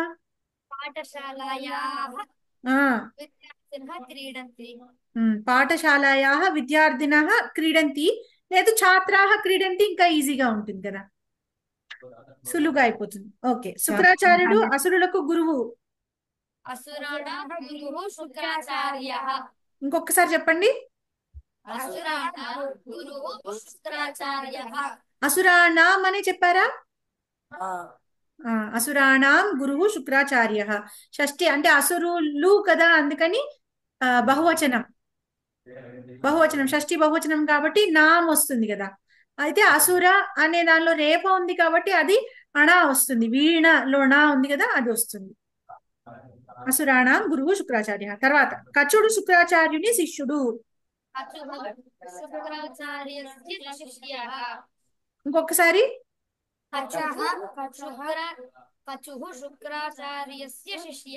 కచః. రాముడు రామః అంటున్నాం కదా. పక్కన అబ్బాయి కరెక్టే చెప్పాడు, నువ్వు కోపంగా చూసావు గాని. కార్తీక నీ పేరు? కోపంగా చూసిన అబ్బాయి పేరు కార్తీక? సరే, కచః కరెక్టే. మనం రాముడు అని చెప్తున్నాం కాబట్టి రామః అంటున్నాం కదా మనం కరెక్ట్ గా. కచుహు అనక్కర్లేదు, కచః. అది తెలుగులో వచ్చే ప్రత్యయం అన్నమాట అది. కచః శుక్రాచార్యస్య శిష్యః. ఓకేనా? తర్వాత శ్రీకృష్ణుడు పాండవులకు మార్గదర్శకుడు. శ్రీకృష్ణः పాండవానాం మార్గదర్శకः. ఉత్తమం. శ్రీకృష్ణः పాండవానాం మార్గదర్శకः. వినాయక భక్తులు ప్రతి చోట ఉన్నారు. వినాయకస్య భక్తాः సర్వత్ర సంతి. ఉత్తమం. వినాయకస్య భక్తాః సర్వత్ర సంతి. ఉత్తమం, బహు ఉత్తమం. దీంతో మనకి 9వ పాఠం కూడా పూర్తయింది. ఇంతవరకు ఏమైనా సందేహాలు ఉన్నాయా ఎవరికైనా? లేదు, 10వ పాఠానికి వెళ్దామా? మేడం, ఈ భావోద్యోతకాల్లో కంపల్సరిగా నకారం అది లాస్ట్ లో రావాలి కదా, అట్లా అవునండి. నాశనం నం పఠనం, లేఖనం, ఖాదనం, అలా నమ్ అని వస్తుంది భావోద్యోతకానికి. మన అంటే అభ్యాసంలో ఇచ్చిన వాటన్నిటికీ మనం తెలుగులో చదవటం, రాయటం, తినటం అని టమ్ అని ఎలాగా అంటాము, ఆ విధంగా ఇక్కడ నమ్ వస్తుంది. దాన్ని మనం మళ్ళీ దానికి మనం విభక్తులు రాసుకోవాలి అంటే అది నపుంసకలింగంగా తీసుకొని పఠనం అనేది మకారం ఉంది కాబట్టి నపుంసకలింగంగా తీసుకొని పఠనాయ ఆ విధంగా రాసేసుకున్నాం. పఠనాత్ వచనాన్ని బట్టి అంతే అంతే అంతే. Thank you. సరే, అయితే 10వ పాఠంలోకి వెళ్దాము. 10వ పాఠంలో సూక్తితో మొదలు పెడదాము. గుణాః పూజాస్థానం గుణిషు నచ లింగం నచ వయః. గుణాః పూజాస్థానం గుణిషు నచ లింగం నచ వయః. గుణిషు అంటే గుణములు కలిగిన వారిలో, అంటే గుణవంతులలో. గుణిషు, గుణి అంటే గుణము కలిగినవాడు. గుణిషు అనేది సప్తమి బహువచనం అవుతుంది. గుణములు కలిగిన వారిలో అంటే గుణవంతులలో. గుణాః పూజాస్థానం, పూజాస్థానం గుణాః అంటే వారికి గౌరవింపదగిన విషయం ఏమిటి? గుణవంతులలో గౌరవింపదగిన విషయం ఏమిటి అంటే గుణాః, గుణములే, గుణములు అని చెప్తున్నాం. ప్రథమా విభక్తి బహువచనం గుణాః, గుణం, గుణః, గుణాః. పూజాస్థానం అంటే పూజించదగినవి, గుణవంతులలో గుణములే. నచ లింగః నచ వయః అంటే వారి లింగము అంటే వారు ఆడవారా మగవారా అనేది లెక్కలోకి రాదు. నచ వయః వారు చిన్నవారా పెద్దవారా అనేది లెక్కలోకి రాదు. మనం ఈ మార్కండేయుడు, ఈ ప్రహ్లాదుడు వీరందరూ చిన్నవాళ్లే, కానీ వారిని అంటే వారు అప్పుడు మార్కండేయుడు ఉన్నాడు. మార్కండేయుడు అంత చిన్న పిల్లవాడు అయినప్పటికీ అతనిని ఎంతో గౌరవించారు అప్పట్లో. ఎందుకంటే అతడు ఎంతో జ్ఞానవంతుడు కాబట్టి. ఆ విధంగా ఎవరైనా చిన్న పిల్లలైనా పెద్దవాళ్ళైనా కూడా వారికి గుణవంతులు అయితే వారి గుణాలే పూజ స్థానంలో ఉంటాయి. కానీ వారు చిన్నపిల్లలు కదా, మనం వాళ్ళని గౌరవించక్కర్లేదు అని అనుకోక్కర్లేదు. వాళ్ళు మగవాళ్ళు అయినా ఆడవాళ్ళైనా ఈ లింగ భేదం లేకుండా గౌరవానికి వాళ్ళ గుణముల వలన వారు అర్హులవుతారు అని చెప్పి ఇక్కడ చెప్పబడింది. గుణవంతులలో పూజింపదగినవి లేదా గౌరవింపదగినవి గుణములే కానీ స్త్రీ లేదా పురుషుడు అని గాని, బాలుడు లేదా వృద్ధుడు అని గాని అనునవి గాని కావు అని ఇక్కడ చెప్పారు. ఇక్కడ మనం ఏం చేద్దామంటే భాషాభ్యాసంలో ఈ లకారాలు అనేది నెక్స్ట్ క్లాస్ లో చెప్పుకుందాము. ముందుగా మనం ఏం చేద్దామంటే ఇది కొంచెం పెద్ద టాపిక్, అందుకని నెక్స్ట్ క్లాస్ లో మొదట అదే చెప్పుకుందాము. మనం సప్తమి విభక్తికి వెళ్ళిపోదాం. సప్తమి విభక్తి నా పుస్తకంలో 208వ పేజీలో ఉంది. సప్తమి విభక్తి కూడా చెప్పేసుకొని తర్వాత దానిలోనే ఉన్న సంబోధన ప్రథమ కూడా చెప్పేసుకొని ఇంకా టైం ఉంది అంటే మనం ఇవాళ కొన్ని పదాలు తీసుకొని, ఇప్పుడు అన్ని విభక్తులు ఇప్పటితో మనకి పూర్తయిపోతాయి కాబట్టి కొన్ని పదాలకి మనం విభక్తులు అభ్యాసం చేయడానికి ప్రయత్నించేద్దాం. ప్రస్తుతానికి సప్తమి విభక్తి చెప్పుకుందాం. సప్తమి విభక్తిలో మళ్ళీ విశేషాలకు వెళ్ళిపోదాం. విశేషాంశాలు అంటే 210లో ఉంది కరెక్ట్ గా. మాలతి గారు మీరు పేజ్ నెంబర్ చూసుకోవాలి మీరే. సప్తమి విభక్తి అంటే 10వ పాఠంలో 1 2 3 4 5 6 7 8వ పేజీలో ఉన్నాయండి. ఆ టేబుల్ కింద సప్తమి విభక్తి యొక్క నియమాలు 210 నా పుస్తకం కనపడింది మేడం. సప్తమి విభక్తి యొక్క కొన్ని నియమాలు. క్రియాపదమునకు ముందు ఎక్కడ అనే పదం కలిపి ప్రశ్నిస్తే లభించే సమాధానం సప్తమి విభక్తిలో ఉంటుంది. సప్తమి విభక్తి అనేది ముందుగా ఆధారాన్ని చెప్తుంది. అంటే ఇప్పుడు మనం ప్రిపోజిషన్స్ యూజ్ చేస్తాం ఇంగ్లీష్ లో. ఇన్, ఆన్, బిహైండ్, బిసైడ్, ఈ విధంగా చెప్పినప్పుడు ఆధారాన్ని చెప్తున్నాం. అంటే నా చేతిలో ఒక పుస్తకం ఉన్నది అని చెప్పాను అనుకోండి, చెయ్యి అనేది ఆధారం అవుతుంది. అప్పుడు ఆ చేతికి సప్తమి విభక్తిని ప్రయోగించాలి. చేతిలో ఉంది అన్నప్పుడు చెయ్యి ఆధారం. నా చేతిలో చరవాణి ఉన్నది. మమ హస్తే చరవాణి అస్తి. హస్తే అన్నప్పుడు ఆ చెయ్యి అనేది ఆధారం కాబట్టి చేతికి సప్తమి విభక్తి వచ్చి హస్తం అన్నదాని, హస్తః అన్నదానికి హస్తే అనే సప్తమి విభక్తి రూపం వచ్చింది. ఉత్పీఠికాయాం, ఉత్పీఠిక అంటే టేబుల్, ఉత్పీఠికాయాం పుస్తకం అస్తి. టేబుల్ పైన పుస్తకం ఉన్నది అని నేను చెప్తున్నాను అనుకోండి, ఉత్పీఠికాయాం అని వస్తుంది. అంటే అది ఉత్పీఠిక అనేది స్త్రీలింగ శబ్దం, అందుకని దానికి యాం అనేది సప్తమి ప్రత్యయం అవుతుంది. ఉత్పీఠికాయాం పుస్తకం అస్తి. లేదు పేటిక అంటే బాక్స్, పేటికాయాం మార్జాలం అస్తి. ఓ పెట్టెలో పిల్లి ఉంది. పేటికాయాం మార్జాలః అస్తి. ఈ విధంగా మనం దానికి ఆధారాన్ని చెప్తున్నప్పుడు సప్తమి విభక్తి ప్రత్యయాన్ని ఉపయోగించి చెప్తాం మనం వాక్యంలో. ఎక్కడ ఉన్నది అనేది అది సూచిస్తుంది. సప్తమి విభక్తి ఎప్పుడు కూడా ఎక్కడ అంటే ఎక్కడ ఉన్నాడు, కుత్ర వసతి అన్నాను అనుకోండి, ఎక్కడ ఉన్నాడు అన్నదానికి సప్తమి విభక్తిలో హైదరాబాద్ నగరే అస్తి. కుత్ర పుస్తకం కుత్ర అస్తి అంటే ఎక్కడ ఉంది అంటే పుస్తకం ఉత్పీఠికాయాం అస్తి, టేబుల్ పైన ఉన్నది. పుస్తకం స్యూతే అస్తి, బ్యాగులో ఉన్నది. ఈ విధంగా అది ఎక్కడ ఉన్నది, ఎక్కడ అని పదాన్ని ప్రశ్నించినప్పుడు అప్పుడు అక్కడ ఏమొస్తుందో సమాధానం అది ఎప్పుడు కూడా సప్తమిలో ఉంటుంది. ఇప్పుడు తామర పువ్వులు సరోవరంలో ఉన్నాయి అన్నప్పుడు తామర పువ్వులు ఎక్కడ ఉన్నాయి అని అడుగుతాం కదా, దానికి సమాధానం సరోవరంలో అని చెప్తున్నాం. అంటే కాసారహ అంటే సరోవరం, సరోవరంలో అని చెప్పడానికి నేను కాసారే అని చెప్పాలి. కాసారహ అనేది అకారాంత పుంలింగ శబ్దం సరోవరం అని చెప్పడానికి. కాసారే అనేది సప్తమి విభక్తి అవుతుంది. కుత్ర అనే దానికి సమాధానం అన్నమాట అది. ఇంకొకటి, క్రియాపదమునకు ముందు ఎప్పుడు అనే పదం కలిపి ప్రశ్నిస్తే లభించే కాలవాచక సమాధానం సప్తమి విభక్తి. నువ్వు పాఠశాలకి ఎప్పుడు వస్తావు అని అడిగాను అనుకోండి, ఎప్పుడు అంటే నేను పొద్దున్న వస్తాను, లేదు సాయంకాలం వస్తాను. అలా చెప్పినప్పుడు ఆ కాలవాచకాన్ని సూచించే పదానికి కూడా ప్రశ్న కథ అవుతుంది.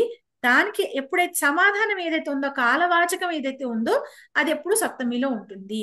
నేను సాయంకాలం వెళ్తాను అన్నాడు ఇక్కడ వాక్యంలో. అంటే ఎప్పుడు వెళ్తావు అంటే సాయంకాలం వెళ్తాను, అంటే సాయంకాలే గచ్చామి. కదా గచ్చసి అంటే సాయంకాలే గచ్చామి అని చెప్పాలి. తెలుగులో పైన మీద అని అర్థం వచ్చే సందర్భాల్లో సంస్కృతంలో సప్తమి విభక్తి వస్తుంది. చాప పైన కూర్చుంటాను అంటే కటే ఉపవిశామి. కటహ అనేది పుంలింగ అకారాంత పుంలింగ శబ్దము. కటే ఉపవిశామి. ప్రకోష్ఠే అస్మి అంటే గదిలో ఉన్నాను. ప్రకోష్ఠ అంటే గది, ప్రకోష్ఠే అస్మి గదిలో ఉన్నాను. ఈ విధంగా ఎందులో, వేటిలో, ఎవరిలో ఆసక్తి, శ్రద్ధ, ఆదరణ, ప్రేమ, స్నేహం మొదలైనవి ఉంటాయో దానికి సప్తమి విభక్తి. ఇప్పుడు మీరు చూసినట్టయితే అక్కడ మన ఇదివరకు చతుర్థి విభక్తి నేర్చుకుంటున్నప్పుడు, చతుర్థి విభక్తి ఎక్కడ నేర్చుకున్నాం మనం? సప్తమః పాఠః కదా. చతుర్థి విభక్తి నేర్చుకుంటున్నప్పుడు ఎవరి పట్ల అయితే ద్రోహం చేస్తున్నామో, అంటే ఎవరి పట్ల కోపం ఉందో, ఈ విధమైన నెగటివ్ ఫీలింగ్స్ ఎవరి పట్ల ఉన్నాయో వారికి చతుర్థి విభక్తి వస్తుంది కదా. ఎవరి పట్ల అయితే కోపం, ఘృణాభావం 142వ పేజీలో చూస్తే ఎవరి పట్ల అయితే కోపం, ఘృణాభావం, ఈర్ష్య ఉందో ఆ వ్యక్తికి చతుర్థి విభక్తి వస్తుంది. అంటే నెగటివ్ ఫీలింగ్స్ ఎవరి పట్ల అయితే ఉన్నాయో వారికి చతుర్థి విభక్తి. అలా కాకుండా మనం ఇక్కడ పాజిటివ్ ఫీలింగ్ చెప్తున్నాం. అంటే ఆసక్తి, శ్రద్ధ, ఆదరణ, ప్రేమ, స్నేహం ఇలాంటివన్నీ పాజిటివ్ ఫీలింగ్స్. ఈ పాజిటివ్ ఫీలింగ్స్ ఎవరి పట్ల అయితే చెప్తున్నామో వారికి సప్తమి విభక్తి వస్తుంది. నెగటివ్ ఫీలింగ్స్ చెప్తుంటే ఏమో చతుర్థి విభక్తి, పాజిటివ్ ఫీలింగ్స్ చెప్తుంటే ఏమో సప్తమి విభక్తి. అంటే ఇక్కడ చూడండి, జ్యేష్ఠే శ్రద్ధా భవతు. శ్రద్ధ అనేది పాజిటివ్ ఫీలింగ్ కదా, వారి పట్ల శ్రద్ధ కలిగి ఉండాలి అని చెప్తున్నారు. జ్యేష్ఠే ఆదరః భవతు అంటే పెద్దవాని యందు ఆదరాన్ని కలిగి ఉండుగాక. ఆదరము అనేది పాజిటివ్ ఫీలింగ్ కాబట్టి ఎవరి పట్ల ఉండాలి? జ్యేష్ఠుని పట్ల ఉండాలి. అందుకని జ్యేష్ఠ అనే శబ్దానికి జ్యేష్ఠే అని సప్తమి విభక్తి వస్తుంది. సో అంటే ఏంటి, మనం సప్తమి విభక్తి 4 ఉన్నప్పుడు 4 నియమాలు పాటిస్తూ మనం ఉపయోగిస్తాం. ఎప్పుడు అంటే మనం క్రియాపదాన్ని ఎప్పుడు అని ప్రశ్నిస్తే వచ్చే సమాధానం, ఎక్కడ అని ప్రశ్నిస్తే వచ్చే సమాధానానికి సప్తమి, ఎప్పుడు అని వస్తే సమాధానానికి సప్తమి, ఇంకొకటి దేనిపైన దేని మీద ఈ విధంగా వస్తే దానికి సప్తమి, ఇంకొకటి ఎందులో ఎవరి పట్ల అయినా పాజిటివ్ ఫీలింగ్ ఉంటే ఎవరి పట్ల ఉందో ఆ పాజిటివ్ ఫీలింగ్ వారికి సప్తమి. ఈ విధంగా 4 కండిషన్స్ ఉన్నాయి. ఒక విధంగా చూస్తే మూడోది మొదటి దాని కిందకి వచ్చేస్తుంది, కానీ స్పెషల్ గా మళ్ళీ చెప్పారు ఇక్కడ మూడో దాంట్లో. సో ఈ విధంగా సప్తమి విభక్తి ఉంటుంది. ఒక్కసారి సప్తమి విభక్తి రూపాలు అని టేబుల్లో ఇచ్చారు కదా ముందర పేజీలో, అవి చూసుకొని తర్వాత వాక్యాల్లోకి వెళ్దాం. సప్తమి విభక్తి రూపాలు: అకారాంత పుంలింగ రామ శబ్దం, రామ శబ్దానికి రామే అవుతుంది. ఇందాక నుంచి చూస్తున్నాం కదా, కాసార శబ్దానికి కాసారే అవుతుంది, హస్త శబ్దానికి హస్తే అవుతుంది, రామ శబ్దం రామే అవుతుంది.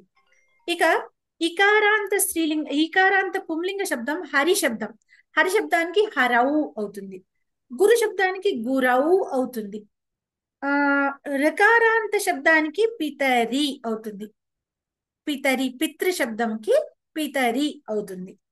ఇవి ఏకవచనాలు.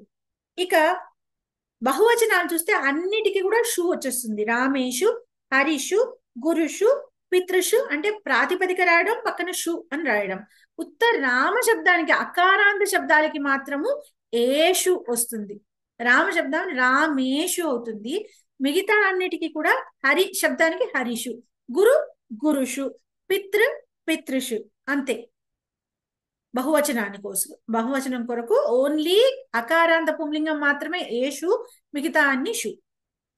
తర్వాత స్త్రీలింగంలో చూసామనుకోండి, స్త్రీలింగంలో యాం అని వస్తుంది అని చెప్పుకున్నాం. ఇందాక అనుకున్నాం కదా, పేటికాయాం, ఉత్పీఠికాయాం, ఉత్పీఠికా అయితే ఉత్పీఠికాయాం సప్తమి, పేటిక అయితే పేటికాయాం సప్తమి, రమాయాం సప్తమి,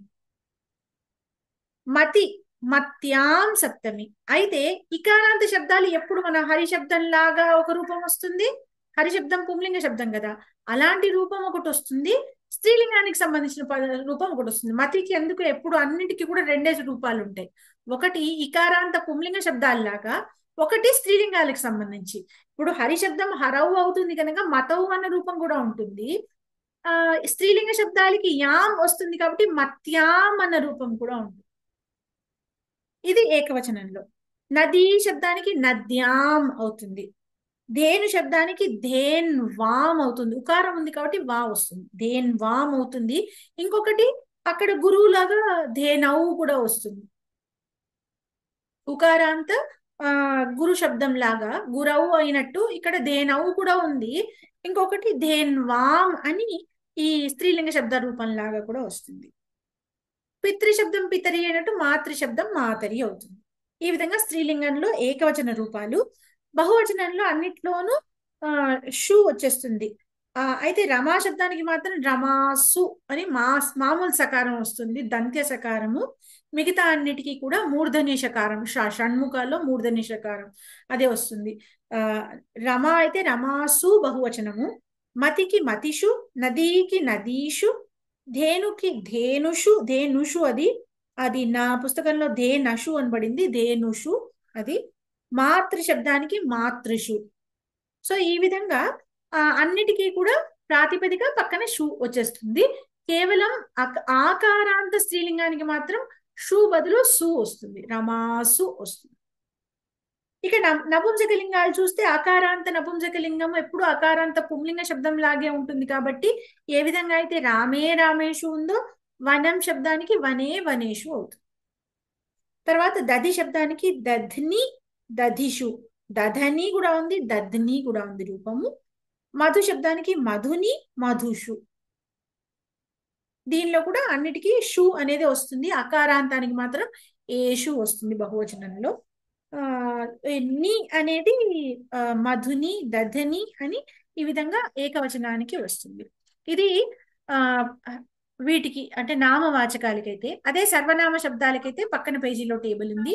తద్ శబ్దానికి తస్మిన్ అనేది పుంలింగ ఏకవచనము, తేషు తేషు అకారాంతం లాగా ఏషు వస్తుంది. సో తేషు అనేది పుంలింగంలో బహువచనము. ఏతస్మిన్, ఏతేషు, కస్మిన్, కేషు. అదే స్త్రీలింగ శబ్దంలో అయితే మనకి పేటికాయాం, ఉత్పీఠికాయాం, రమాయాం లాగా తస్యాం అవుతుంది. తాసు, రమాసు లాగా తాసు అవుతుంది. తర్వాత ఏతస్యాం, ఏతాసు, కస్యాం, కాసు. నపుంసకలింగంలో మళ్ళీ పుంలింగం లాంటి రూపాలు, అవే రూపాలే మళ్ళీ వస్తాయి. ఏతస్మిన్, అదే తస్మిన్ తేషు, ఏతస్మిన్ ఏతేషు, కస్మిన్ కేషు. త్రిలింగక అస్మత్ శబ్దంలో మయి, మయి అనేది ఏకవచనము. అస్మాసు అని మన స్త్రీలింగ రూపంలాగా వస్తుంది, సు వస్తుంది, అస్మాసు. త్వయి, యుష్మాసు. ఈ విధంగా ఇది యుష్మద్ రూపం. సో ఈ విధంగా మనకి సప్తమి విభక్తిలోని రూపాలన్నీ ఉంటాయి. ఒకసారి వాక్యాలు చూద్దాం. వాక్యాలు చూశాక మనం సంబోధనకు వెళ్దాం. ఈలోపు మేడం, ఈ 209 లో టేబుల్లో ఇచ్చారు కదా, మత్యాంకి మకారం రాయకుండా డాటే ఎందుకు వచ్చింది అక్కడ? మత్యాం మతో ఉంది కదా. అవునండి, స్త్రీలింగ శబ్దాల్లో అవును, స్త్రీలింగంలో రమాయాం తర్వాత మత్యాం ఉంది కదా, దానికి రాసేటప్పుడు మకారం ఎందుకు రాలేదు అక్కడ? మత్యాంలో రాయాలి, రాయాలి, నిజానికి రాయాలి. అది పదం విడిగా ఉంది కదా, మత్యాం అని మకారమే రాయాలండి, అనుస్వారం రాయకూడదు నిజానికి. Okay okay okay madam, thank you. అస్తు. 208లో సప్తమి విభక్తి వాక్యాలు చదువుతున్నాను. కమలాని కాసారే సంతి అంటే తామర పువ్వులు సరోవరంలో ఉన్నాయి. కాసారహ అన్నదానికి కాసారే అనేది సప్తమి విభక్తి రూపము. పుష్పాణి లతాయాం వికసంతి. లతా అనేది స్త్రీలింగ శబ్దము, ఆకారాంతము, అందుకని లతాయాం అని సప్తమి విభక్తి రూపం వచ్చింది. పూలు తీగపై పూస్తున్నాయి. పర్ణాని భూమ్యాం పతంతి. భూమి శబ్దము ఇకారాంత స్త్రీలింగ శబ్దం ఇది. భూమ్యాం అనేది ఒకటి, భూమౌ కూడా కరెక్టే, భూమౌ కూడా కరెక్టే. మనం ఇందాక చెప్పుకున్నట్టు హరి శబ్దం లాగా ఒక రూపం వస్తుంది, స్త్రీలింగ శబ్దం లాగా కూడా ఒక రూపం వస్తుంది. భూమ్యాం అనేది స్త్రీలింగ శబ్దానికి సరిపడ రూపము, భూమౌ అనేది హరి శబ్దం లాగా హరవు అన్నట్టు భూమౌ కూడా కరెక్టే. భూమౌ పతంతి, పర్ణాని భూమౌ పతంతి కూడా కరెక్టే, ఇదే అర్థం. ఆకులు భూమిపై పడుతున్నాయి. ఛాత్రాః కక్ష్యాసు ఉపవిశంతి. కక్ష్య అనేది ఆకారాంత స్త్రీలింగ శబ్దము, అందుకని ఏమవుతుందంటే కక్ష్యాసు అనేది బహువచనం, సప్తమి బహువచనము. రమా శబ్దం రమాసు అయినట్లు కక్ష్యా శబ్దము కక్ష్యాసు అయింది. కక్ష్యాసు అనేది స్త్రీలింగ బహువచనం. విద్యార్థులు తరగతులలో కూర్చుంటున్నారు. భక్తి శంభౌ భవతు. శంభు అనేది ఉకారాంత పుంలింగ శబ్దము, గురు శబ్దం లాగా. గురు శబ్దం గురౌ అయినట్టు శంభు శబ్దము శంభౌ అవుతుంది. భక్తి శంభౌ భవతు. భక్తి శివుని యందు ఉండుగాక. భక్తి శివుని యందు ఉండుగాక. వాహనాన్ని మార్గేషు సంచరంతి. వాహనాలు మార్గాలలో సంచరిస్తున్నాయి. మార్గ అకారాంత పుంలింగ శబ్దము, మార్గేషు ఆ పుంలింగ శబ్దానికి సప్తమి బహువచనము. మార్గేషు సంచరంతి. రామ శబ్దం రామేషు అయినట్టు మార్గ శబ్దం మార్గేషు అయింది. మయూరాః గిరిషు నృత్యంతి. గిరి శబ్దము గిరిహి, పుంలింగ శబ్దము గిరిహి అన్నది హరి శబ్దం లాగా హరిషు అయినట్టు గిరి శబ్దము గిరిషు అయింది. నెమళ్ళు కొండలలో నృత్యమాడుతున్నాయి. తరుణాః నద్యాం తరంతి. తరుణః పుంలింగ శబ్దము, తరుణాః బహువచనం, దానికి నది అనేది ఈకారాంత స్త్రీలింగము, దానికి నద్యాం అనేది సప్తమి ఏకవచన రూపము. యువకులు నదిలో ఈదుతున్నారు. సముద్రే మౌక్తికాని భవంతి. మౌక్తికాని అంటే ముత్యాలు. సముద్రే సముద్రః సముద్రే సప్తమి విభక్తి, సప్తమి ఏకవచనము. మౌక్తికాని భవంతి, ముక్త్యాలు దొరుకుతూ ఉంటాయి, భవంతి ఉంటాయి. బాలికాః క్రీడాంగణే క్రీడంతి, క్రీడాంగణం అనేది అక్కడ నపుంసకలింగ శబ్దము, దానికి సప్తమి ఏకవచనం అంటే వనం వనే అయినట్టు క్రీడాంగణం క్రీడాంగణే అయింది. బాలికాః క్రీడాంగణే క్రీడంతి, బాలికలు మైదానంలో ఆడుతున్నారు. గజాః అరణ్యే సంచరంతి, అరణ్యం అనేది నపుంసకలింగ శబ్దము, గజాః ఏనుగులు, అరణ్యే అనేది సప్తమి విభక్తి, అడవిలో, సంచరంతి సంచరిస్తున్నాయి. నార్యః సభాయాం గాయంతి, నారీ నార్యః, నారీ శబ్దం ఈకారాంత స్త్రీలింగ శబ్దం, దానికి బహువచనం నార్యః. నార్యః సభాయాం, సభా అనేది ఆకారాంత స్త్రీలింగ శబ్దము, రమా రమాయాం అయినట్టు సభా సభాయాం అయింది. సభాయాం గాయంతి, మహిళలు సభలో పాడుతున్నారు. కల్పతరవః, కల్పతరుహు కల్పతరవః అయింది. కల్పతరుహు అనేదానికి గురుహు గురవః అయినట్టు కల్పతరుహు కల్పతరవః. అమరావత్యాం వర్తంతే, అమరావతి అనేది ఈకారాంత స్త్రీలింగ శబ్దము, దానికి అమరావత్యాం అవుతుంది. అంటే నది నద్యాం అయినట్టు అమరావతి అమరావత్యాం అయింది. వర్తంతే, కల్పవృక్షాలు అమరావతిలో ఉంటాయి. కార్యాలయాః నగరీషు భవంతి, నగరీ శబ్దము ఈకారాంత స్త్రీలింగము, నగరీషు అయింది. అంటే నది నదీషు అయినట్టు నగరీ నగరీషు అయింది. కార్యాలయాలు నగరాలలో ఉంటాయి. అహం సాయంకాలే గచ్చామి, సాయంకాలః సాయంకాలే, సాయంకాలే గచ్చామి నేను సాయంత్రం వెళ్తాను. ఋషయః భారతదేశే ఆసన్, ఋషులు భారతదేశంలో ఉండిరి. దేశః భారతదేశః అది కాస్త భారతదేశే. ఋషిః అనేదానికి ఋషయః బహువచనం. హరిః హరయః అలాగా, ఋషిః ఋషయః. భారతదేశే ఆసన్ ఉండిరి, ఋషులు భారతదేశంలో ఉండిరి. విరామః భానువాసరే భవతి, భానువాసరః భానువాసరే సప్తమి విభక్తి, సెలవు ఆదివారం ఉంటుంది. విరామః అంటే సెలవు.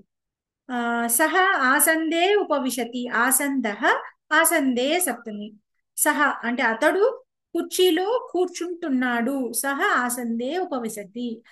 మాతృభూమౌ ప్రీతిః భవతు, ఇందాక చెప్పాను కదా, భూమి శబ్దానికి భూమ్యాం ఉండొచ్చు భూమౌ ఉండొచ్చు. ఇక్కడ చూడండి, మాతృభూమి అని చెప్పిన దానికి మాతృభూమౌ అనే రెండో రూపాన్ని ఇచ్చాడు. ఇందాక మూడో వాక్యంలో పర్ణాని భూమ్యాం పతంతి అని ఒక రూపం ఇచ్చాడు.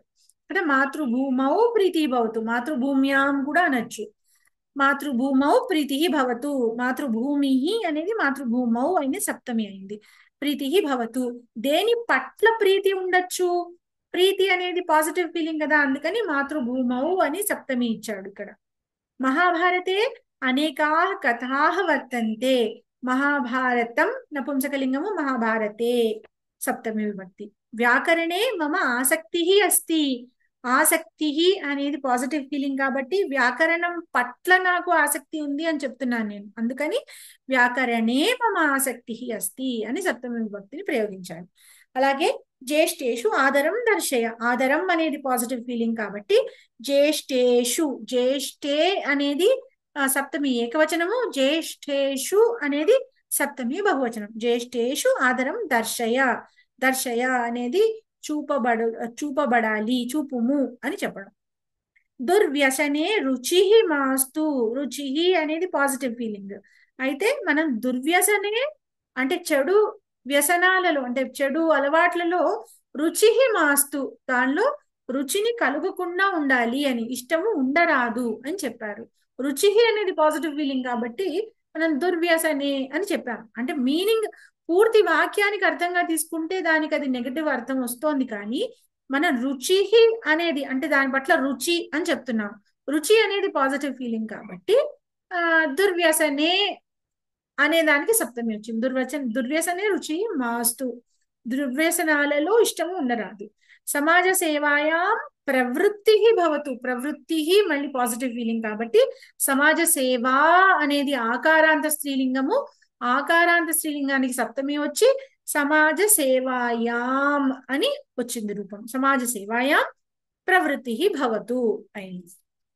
సమాజ సేవలో ప్రవృత్తి ఉండుగాక. ఇందులో ఏమైనా సందేహాలు ఉన్నాయా? సప్తమి విభక్తిలో లేదు, సంబోధన చెప్పుకుందాం నెక్స్ట్.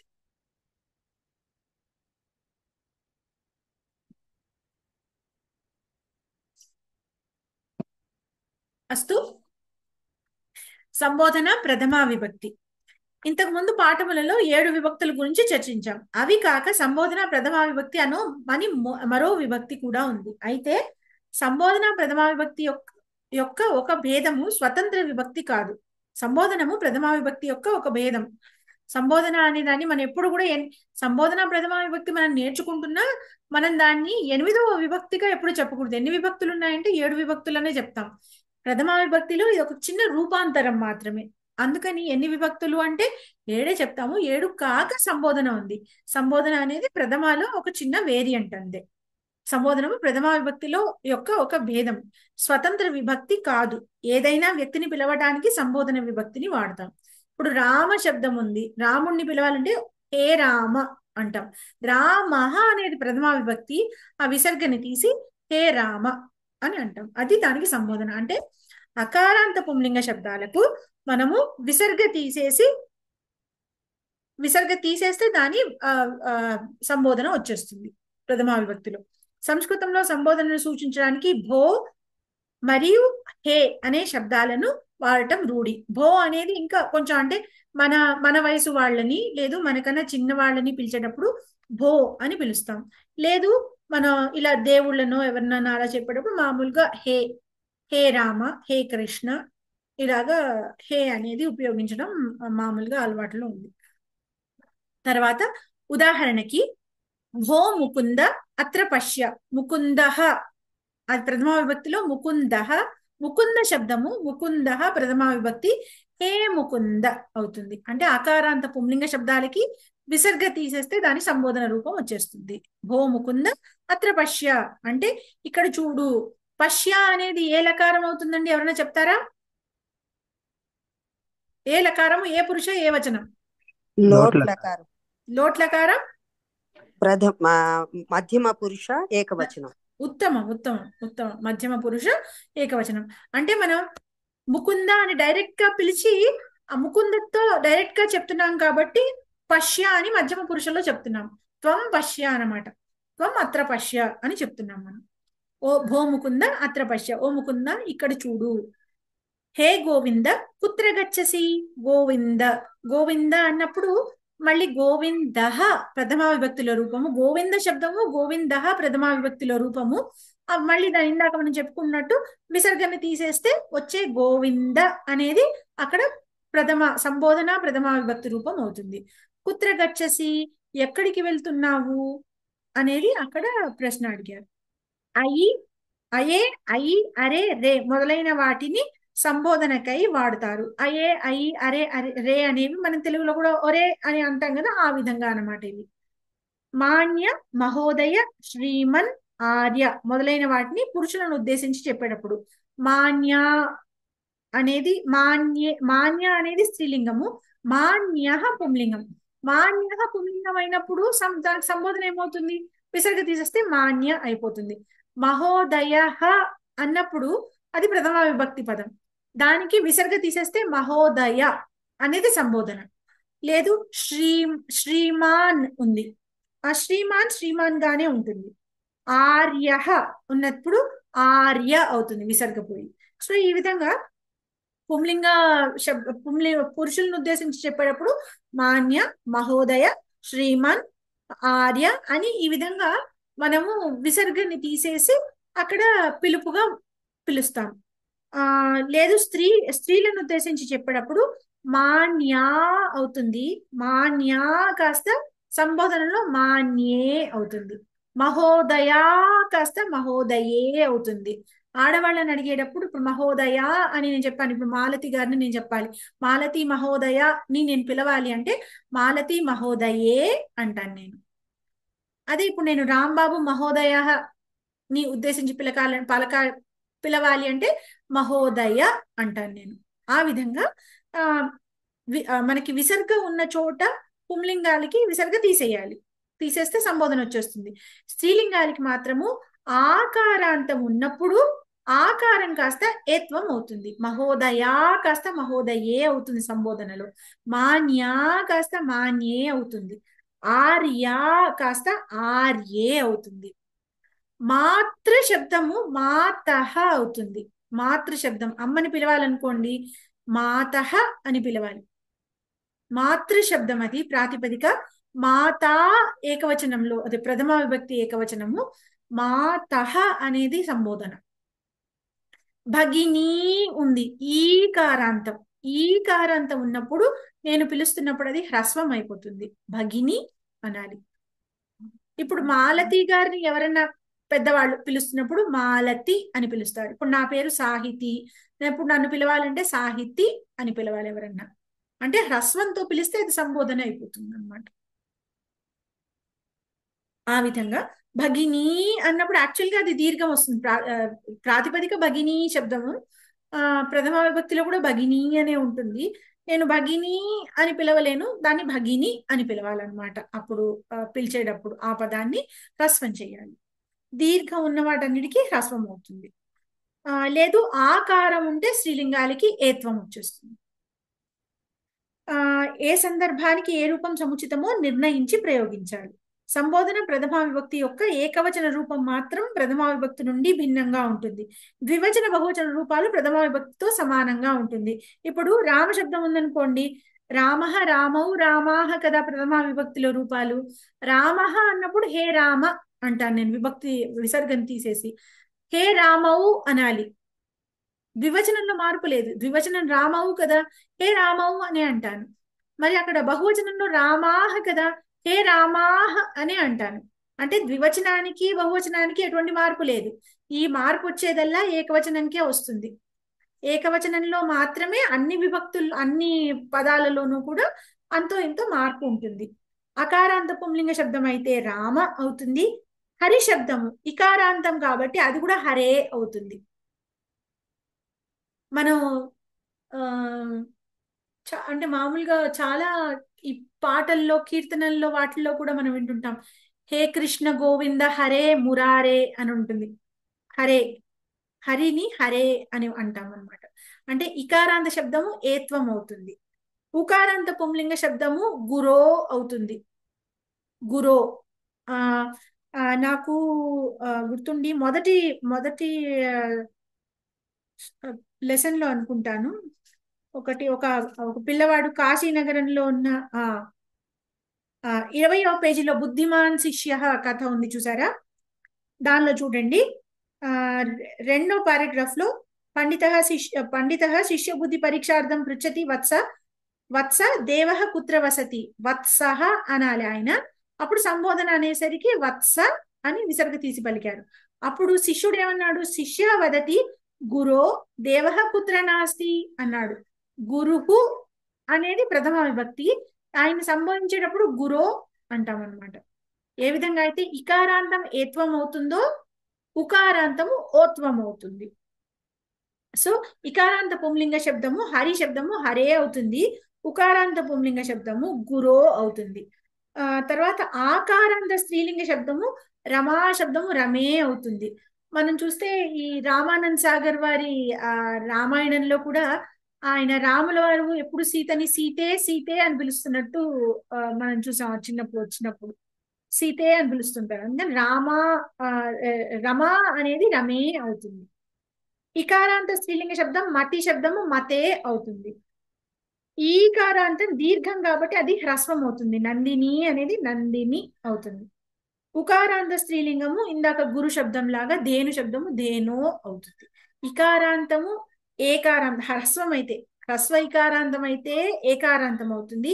దీర్ఘ ఈకారాంతం అయితే హ్రస్వ ఇకారం అవుతుంది. ఉకారాంతం అయితే ఓకారాంతంగా మారుతుంది. సో ఇది మనకి సంబోధనల గురించి.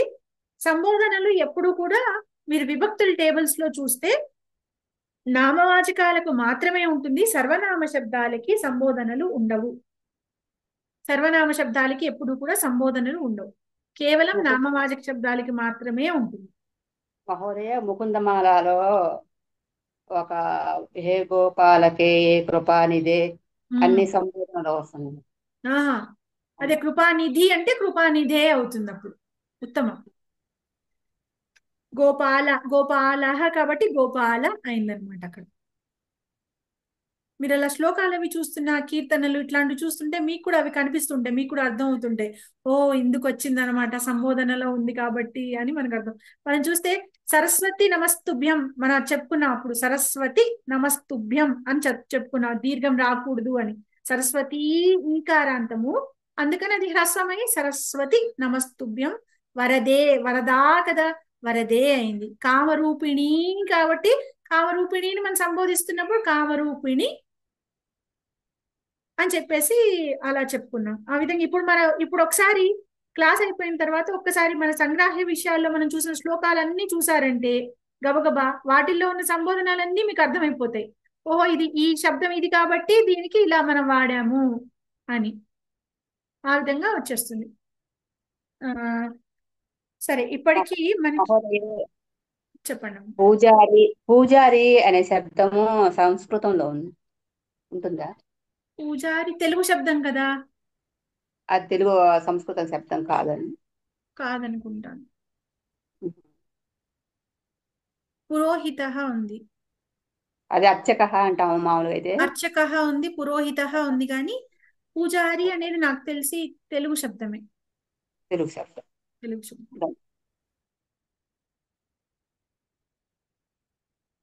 అంటే హిందీలో కూడా ఉంది పుజారి అని అంటారు, హిందీలో కూడా పూజారి అంటారు, కానీ సంస్కృతంలో లేదనుకుంటాను ఈ శబ్దం పూజారి శబ్దం. అదే వేరే వాళ్ళు అడిగారు పూజారి అంటారు కదా, అక్కడ మేము విన్నాం అరి అంటే శత్రువు అని కదా, పూజకు శత్రువు అని కదా అని వేరే వాళ్ళు ఎవరు అంటే విన్నారంట. కాదు అసలు అది సంస్కృత పదం కాదు.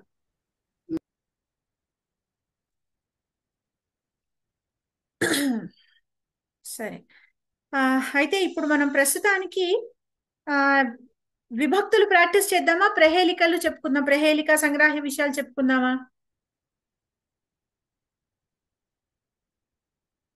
విభక్తులు ప్రాక్టీస్ చేద్దామా, ప్రహేళిక అవి కొన్ని ప్రహేళిక సంగ్రాహ్య విషయాల వరకు చెప్పుకుందామా? ఎవరో ఒకరు చెప్పాలి తొందరగా. విభక్తులు ప్రాక్టీస్ చేద్దామండి. చేద్దామా? ఉత్తమం. సరే అయితే సరే హరిశబ్దం చూద్దామండి. హరిశబ్దము 7 విభక్తులు సంబోధనతో సహా. ఎవరు చెప్తారు? ప్రయత్నించండి. అంటే తప్పులు వచ్చినా తప్పులేదండి, మనం ఇంకా నేర్చుకుంటున్నాం కాబట్టి తప్పులు వచ్చినా పర్వాలేదు, మనం ఇంకా నేర్చుకుందాం. శారదాంబ వేద విద్యాలయం పిల్లలు మీకు వేరే ఇస్తాను. ముందర రాంబాబు మహోదయ మీరు చెప్పండి, పిల్లలు మీరు వేరేది మీకు ఇంకొంచెం కష్టమైనది ఇస్తాను, మీరు ఇంకా ఈజీగా చెప్పగలరు కదా. మహోదయ మీరు చెప్పండి హరిశబ్దం. హరిన్ ప్రథమా విభక్తి చెప్తున్నారు కదా. హరిహి హరీన్. ప్రథమా విభక్తి బహువచనం చూసుకోండి. హరీహి హరయః. సారీ హరయః. హరిహి హరీ హరయః. తర్వాత ద్వితీయ విభక్తి హరిం హరీహి మళ్ళీ హరీహి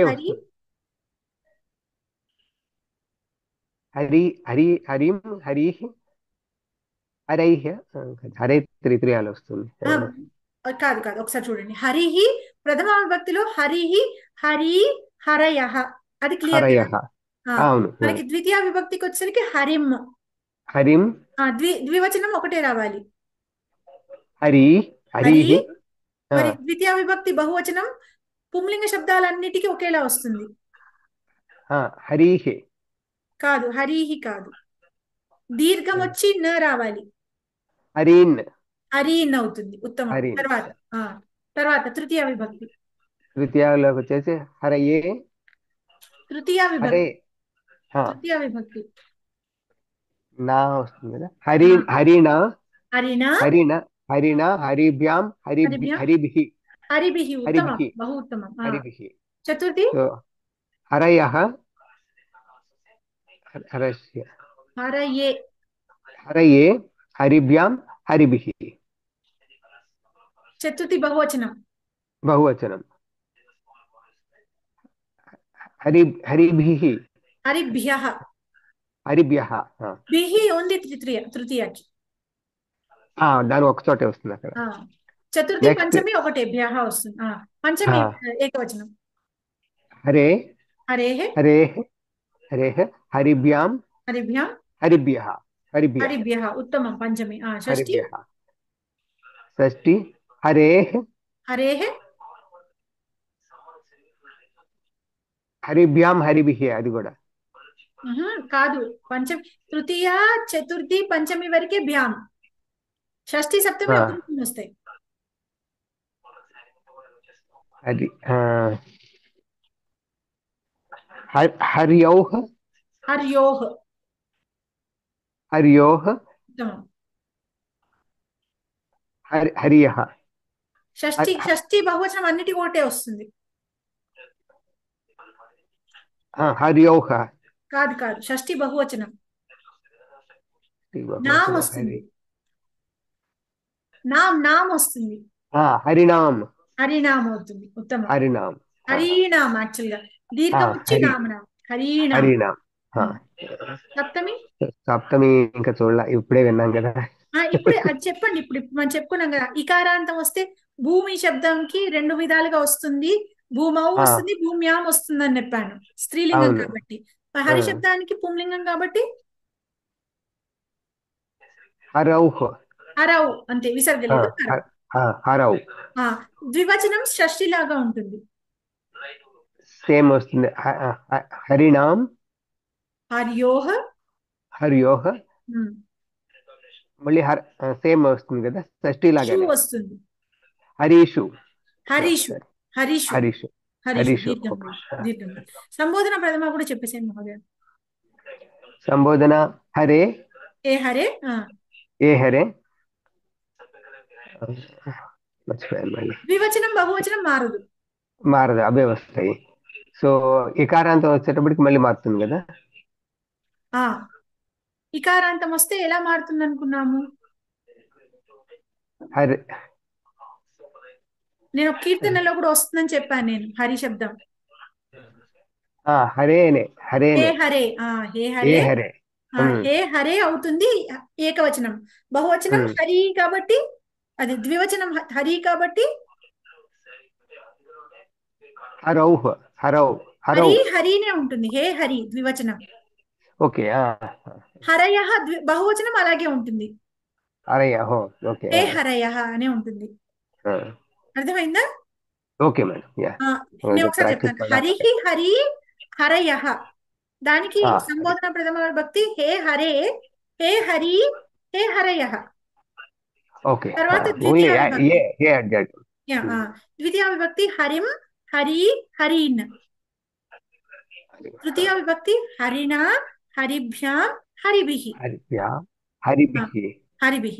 చతుర్థి వచ్చేసరికి హరయే, హరిభ్యాం, హరిభ్యః. హరిభ్యః. హరిభ్యః. పంచమి వచ్చేసరికి హరేః, హరిభ్యాం, హరిభ్యః. షష్ఠికి వచ్చేసరికి హరేః, ఇక్కడ మళ్ళీ మారుతుంది ద్వివచనం. హర్యోః, హరీణాం. సప్తమికి వచ్చేసరికి హరౌ, హర్యోః, హరీషు.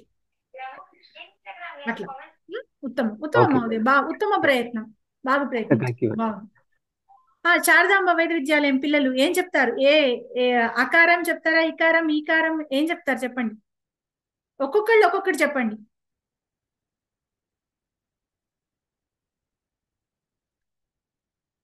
కృష్ణ శబ్దం చెప్పండి. అకారాంతః పుల్లింగః కృష్ణ శబ్దః.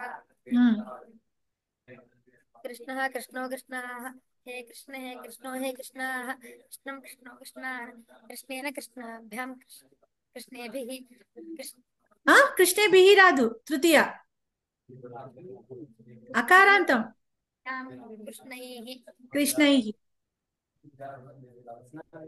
కృష్ణాయ కృష్ణాభ్యాం కృష్ణేభ్యః. కృష్ణాత్ కృష్ణాభ్యాం కృష్ణేభ్యః. కృష్ణస్య కృష్ణయోః కృష్ణానాం. కృష్ణే కృష్ణయోః కృష్ణేషు. ఉత్తమం. ఉత్తమం. మీది కానీ వాల్యూమ్ చాలా తక్కువ వస్తోంది నాన్న. పెంచుకోవాలి వాల్యూమ్. చాలా తక్కువ వస్తోంది. మైక్ వాల్యూమ్ తక్కువ ఉన్నట్టుంది మరి.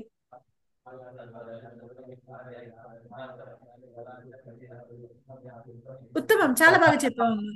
ఇప్పుడు కవి శబ్దం ఎవరైనా చెప్పండి, వేరే వాళ్ళు. నువ్వు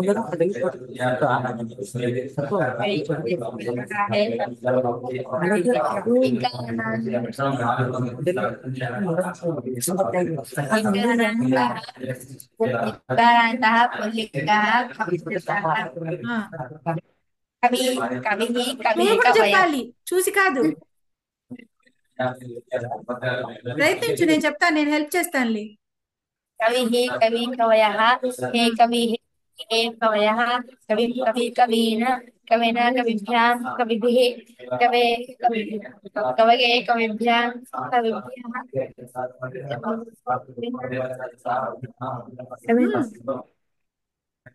कविना कविभ्यां कविभ्यः కవినానా?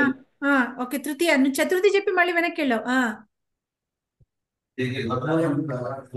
చతుర్థి చెప్పు మళ్ళీ. కవయే कवये कविभ्यां कविभ्यः పంచమి.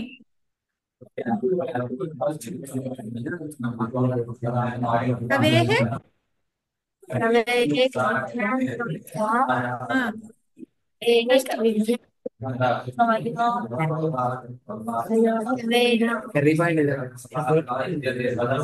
కవేహ కవ్యోహ కవినాం. సప్తమి. సప్తమి.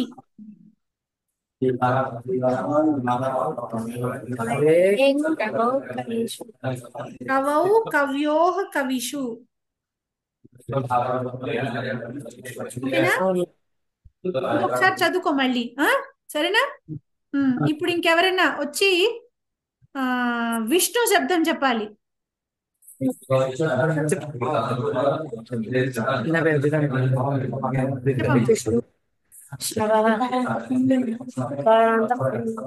शब्दः विष्णु विष्णवः हे विष्णु हे विष्णु हे विष्णवः विष्णु विष्णु विष्णु विष्णु विष्णुना विष्णुभ्यां विष्णुभिः विष्णवे विष्णुभ्यां विष्णुभ्यः विष्णवे विष्णोः विष्णुना विष्णु विष्णोः विष्णुषु.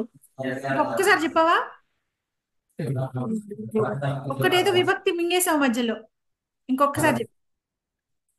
विष्णु विष्णु विष्णवः हे विष्णु हे विष्णु हे विष्णवः विष्णु विष्णुना विष्णुना विष्णुभ्यां विष्णुभिः विष्णवे विष्णुभ्यां विष्णु विष्णुभ्यः विष्णवे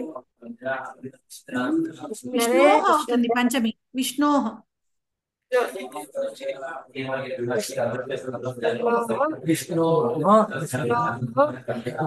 विष्णुभ्यां विष्णुभ्यः विष्णोः विष्णुभ्यां विष्णुभ्यः विष्णोः विष्णुना విష్ణువోహ విష్ణునా विष्णोः विष्णुना विष्णवे विष्णु विष्णु విష్ణౌ సప్తమి. విష్ణువోహ विष्णोः विष्णु विष्णुषु విష్ణువౌ విష్ణువోహ విష్ణుషు. ఉత్తమం, ఉత్తమ ప్రయత్నం, బాగుంది. సరే, ఇప్పుడు ఆకారాంత స్త్రీలింగ శబ్దం ఎవరు చెప్తారు?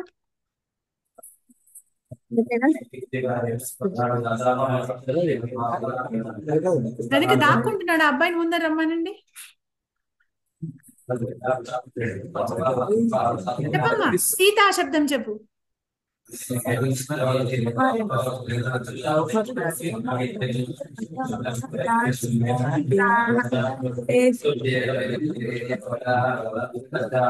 సీతా శబ్దం చెప్పు.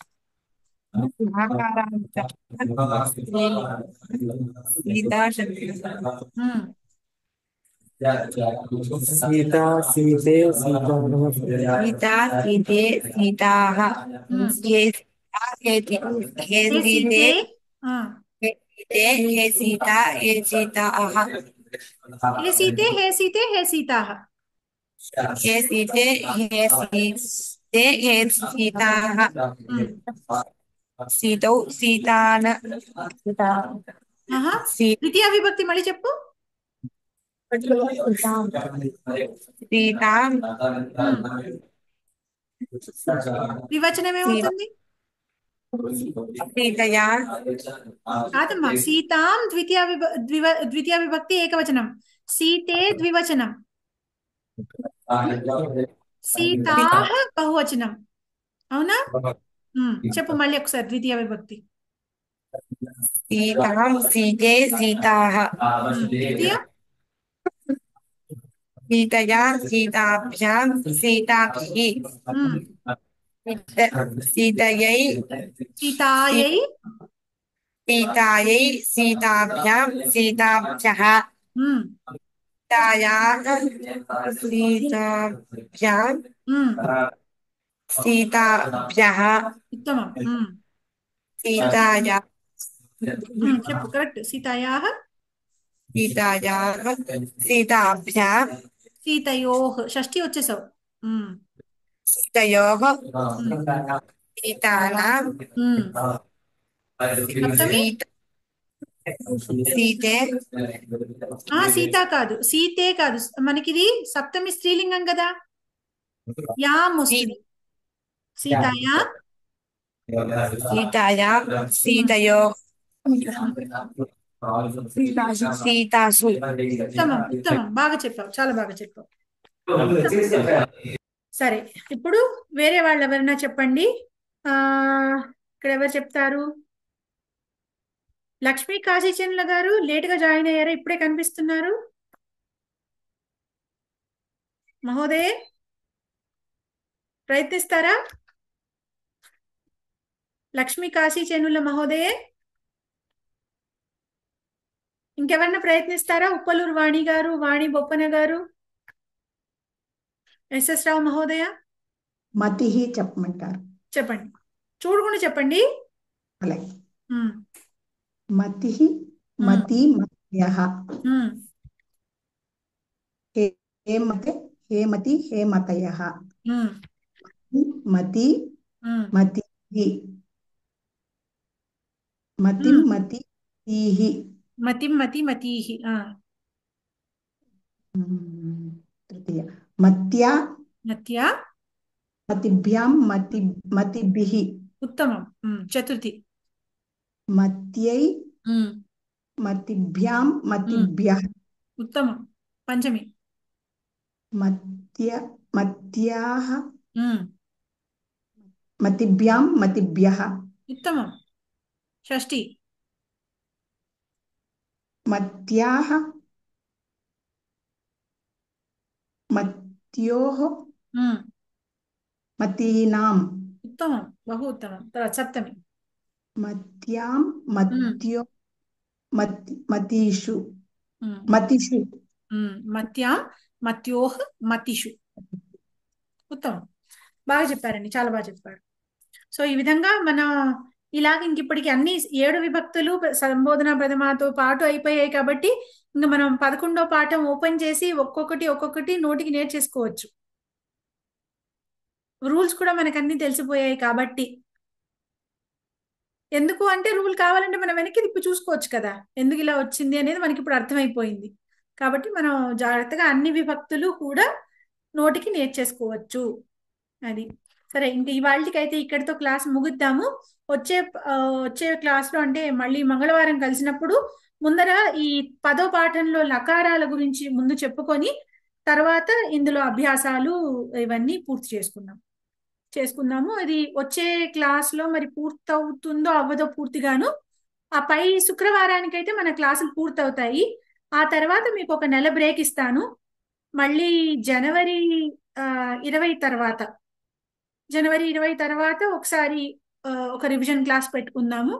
మళ్ళీ ఫిబ్రవరి మొదటి వారంలో ఒక రివిజన్ క్లాస్ పెట్టుకుందాం. అప్పుడు పూర్వ ప్రశ్న పత్రాలను సాల్వ్ చేసుకుందాము. ఇంకేమైనా విభక్తులు ఇంకొన్ని ప్రాక్టీస్ చేసుకోవాలంటే చేసుకోవచ్చు. లేదా అసలు విభక్తులు అన్నిటికీ రూల్స్ కూడా ఒకసారి అన్ని ఫాస్ట్ గా చెప్పుకోవచ్చు. ఎప్పుడు ప్రథమ విభక్తి, ఎప్పుడు ద్వితీయ, అవన్నీ కూడా ఒకసారి రివిజన్ క్లాస్ లో ఒకసారి చెప్పుకుందాము. ఈ లోపు నేను మొన్న క్లాస్ లో ఇప్పుడు మీరు చెప్పినట్టు మీకు పుస్తకాన్ని మొదటి నుంచి చివరి వరకు పూర్తిగా ఒకసారి చదవండి గట్టిగా. చదివి అందులో మీకు ఏమైనా సందేహాలు ఉంటే మొదట మన పాఠం చెప్పుకున్నప్పుడు వీడియో ఒకసారి చూడండి. అక్కడ కూడా మీకు అర్థం కాకపోతే నాకు మెసేజ్ పెట్టండి. నేను ఆడియో మెసేజ్ లాగా అంటే టైప్ చేసి పెట్టగలిగితే టైప్ చేసి పెట్టేస్తాను. లేదు ఎక్కువ ఉంది అంటే ఆడియో మెసేజ్ గానే మీకు రిప్లై ఇస్తాను. లేదు అందరికీ తెలిస్తే బాగుంటుంది ఈ విషయం అని నాకు అనిపిస్తే రివిజన్ క్లాస్ ఎప్పుడైతే చెప్పుకుంటామో అప్పుడు చెప్తాను. అస్తు, ప్రస్తుతానికి మనం ఏకతా మంత్రం పాడేసి క్లోజ్ చేద్దాం.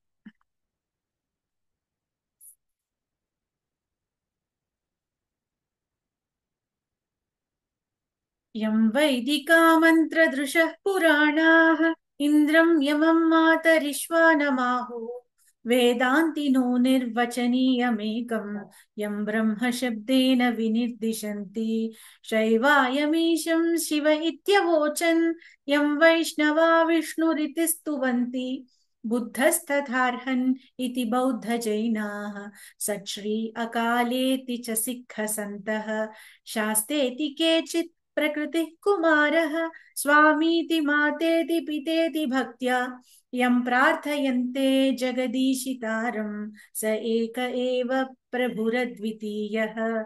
ఓం సర్వే భవంతు సుఖినః, సర్వే సంతు నిరామయాః, సర్వే భద్రాణి పశ్యంతు, మా కశ్చిత్ దుఃఖభాగ్ భవేత్. ఓం శాంతి శాంతి శాంతిః. అస్తు, ధన్యవాదः. మళ్ళీ వచ్చే మంగళవారం క్లాస్లో కలుద్దామండి. ధన్యవాదాలు. ధన్యవాదాలు.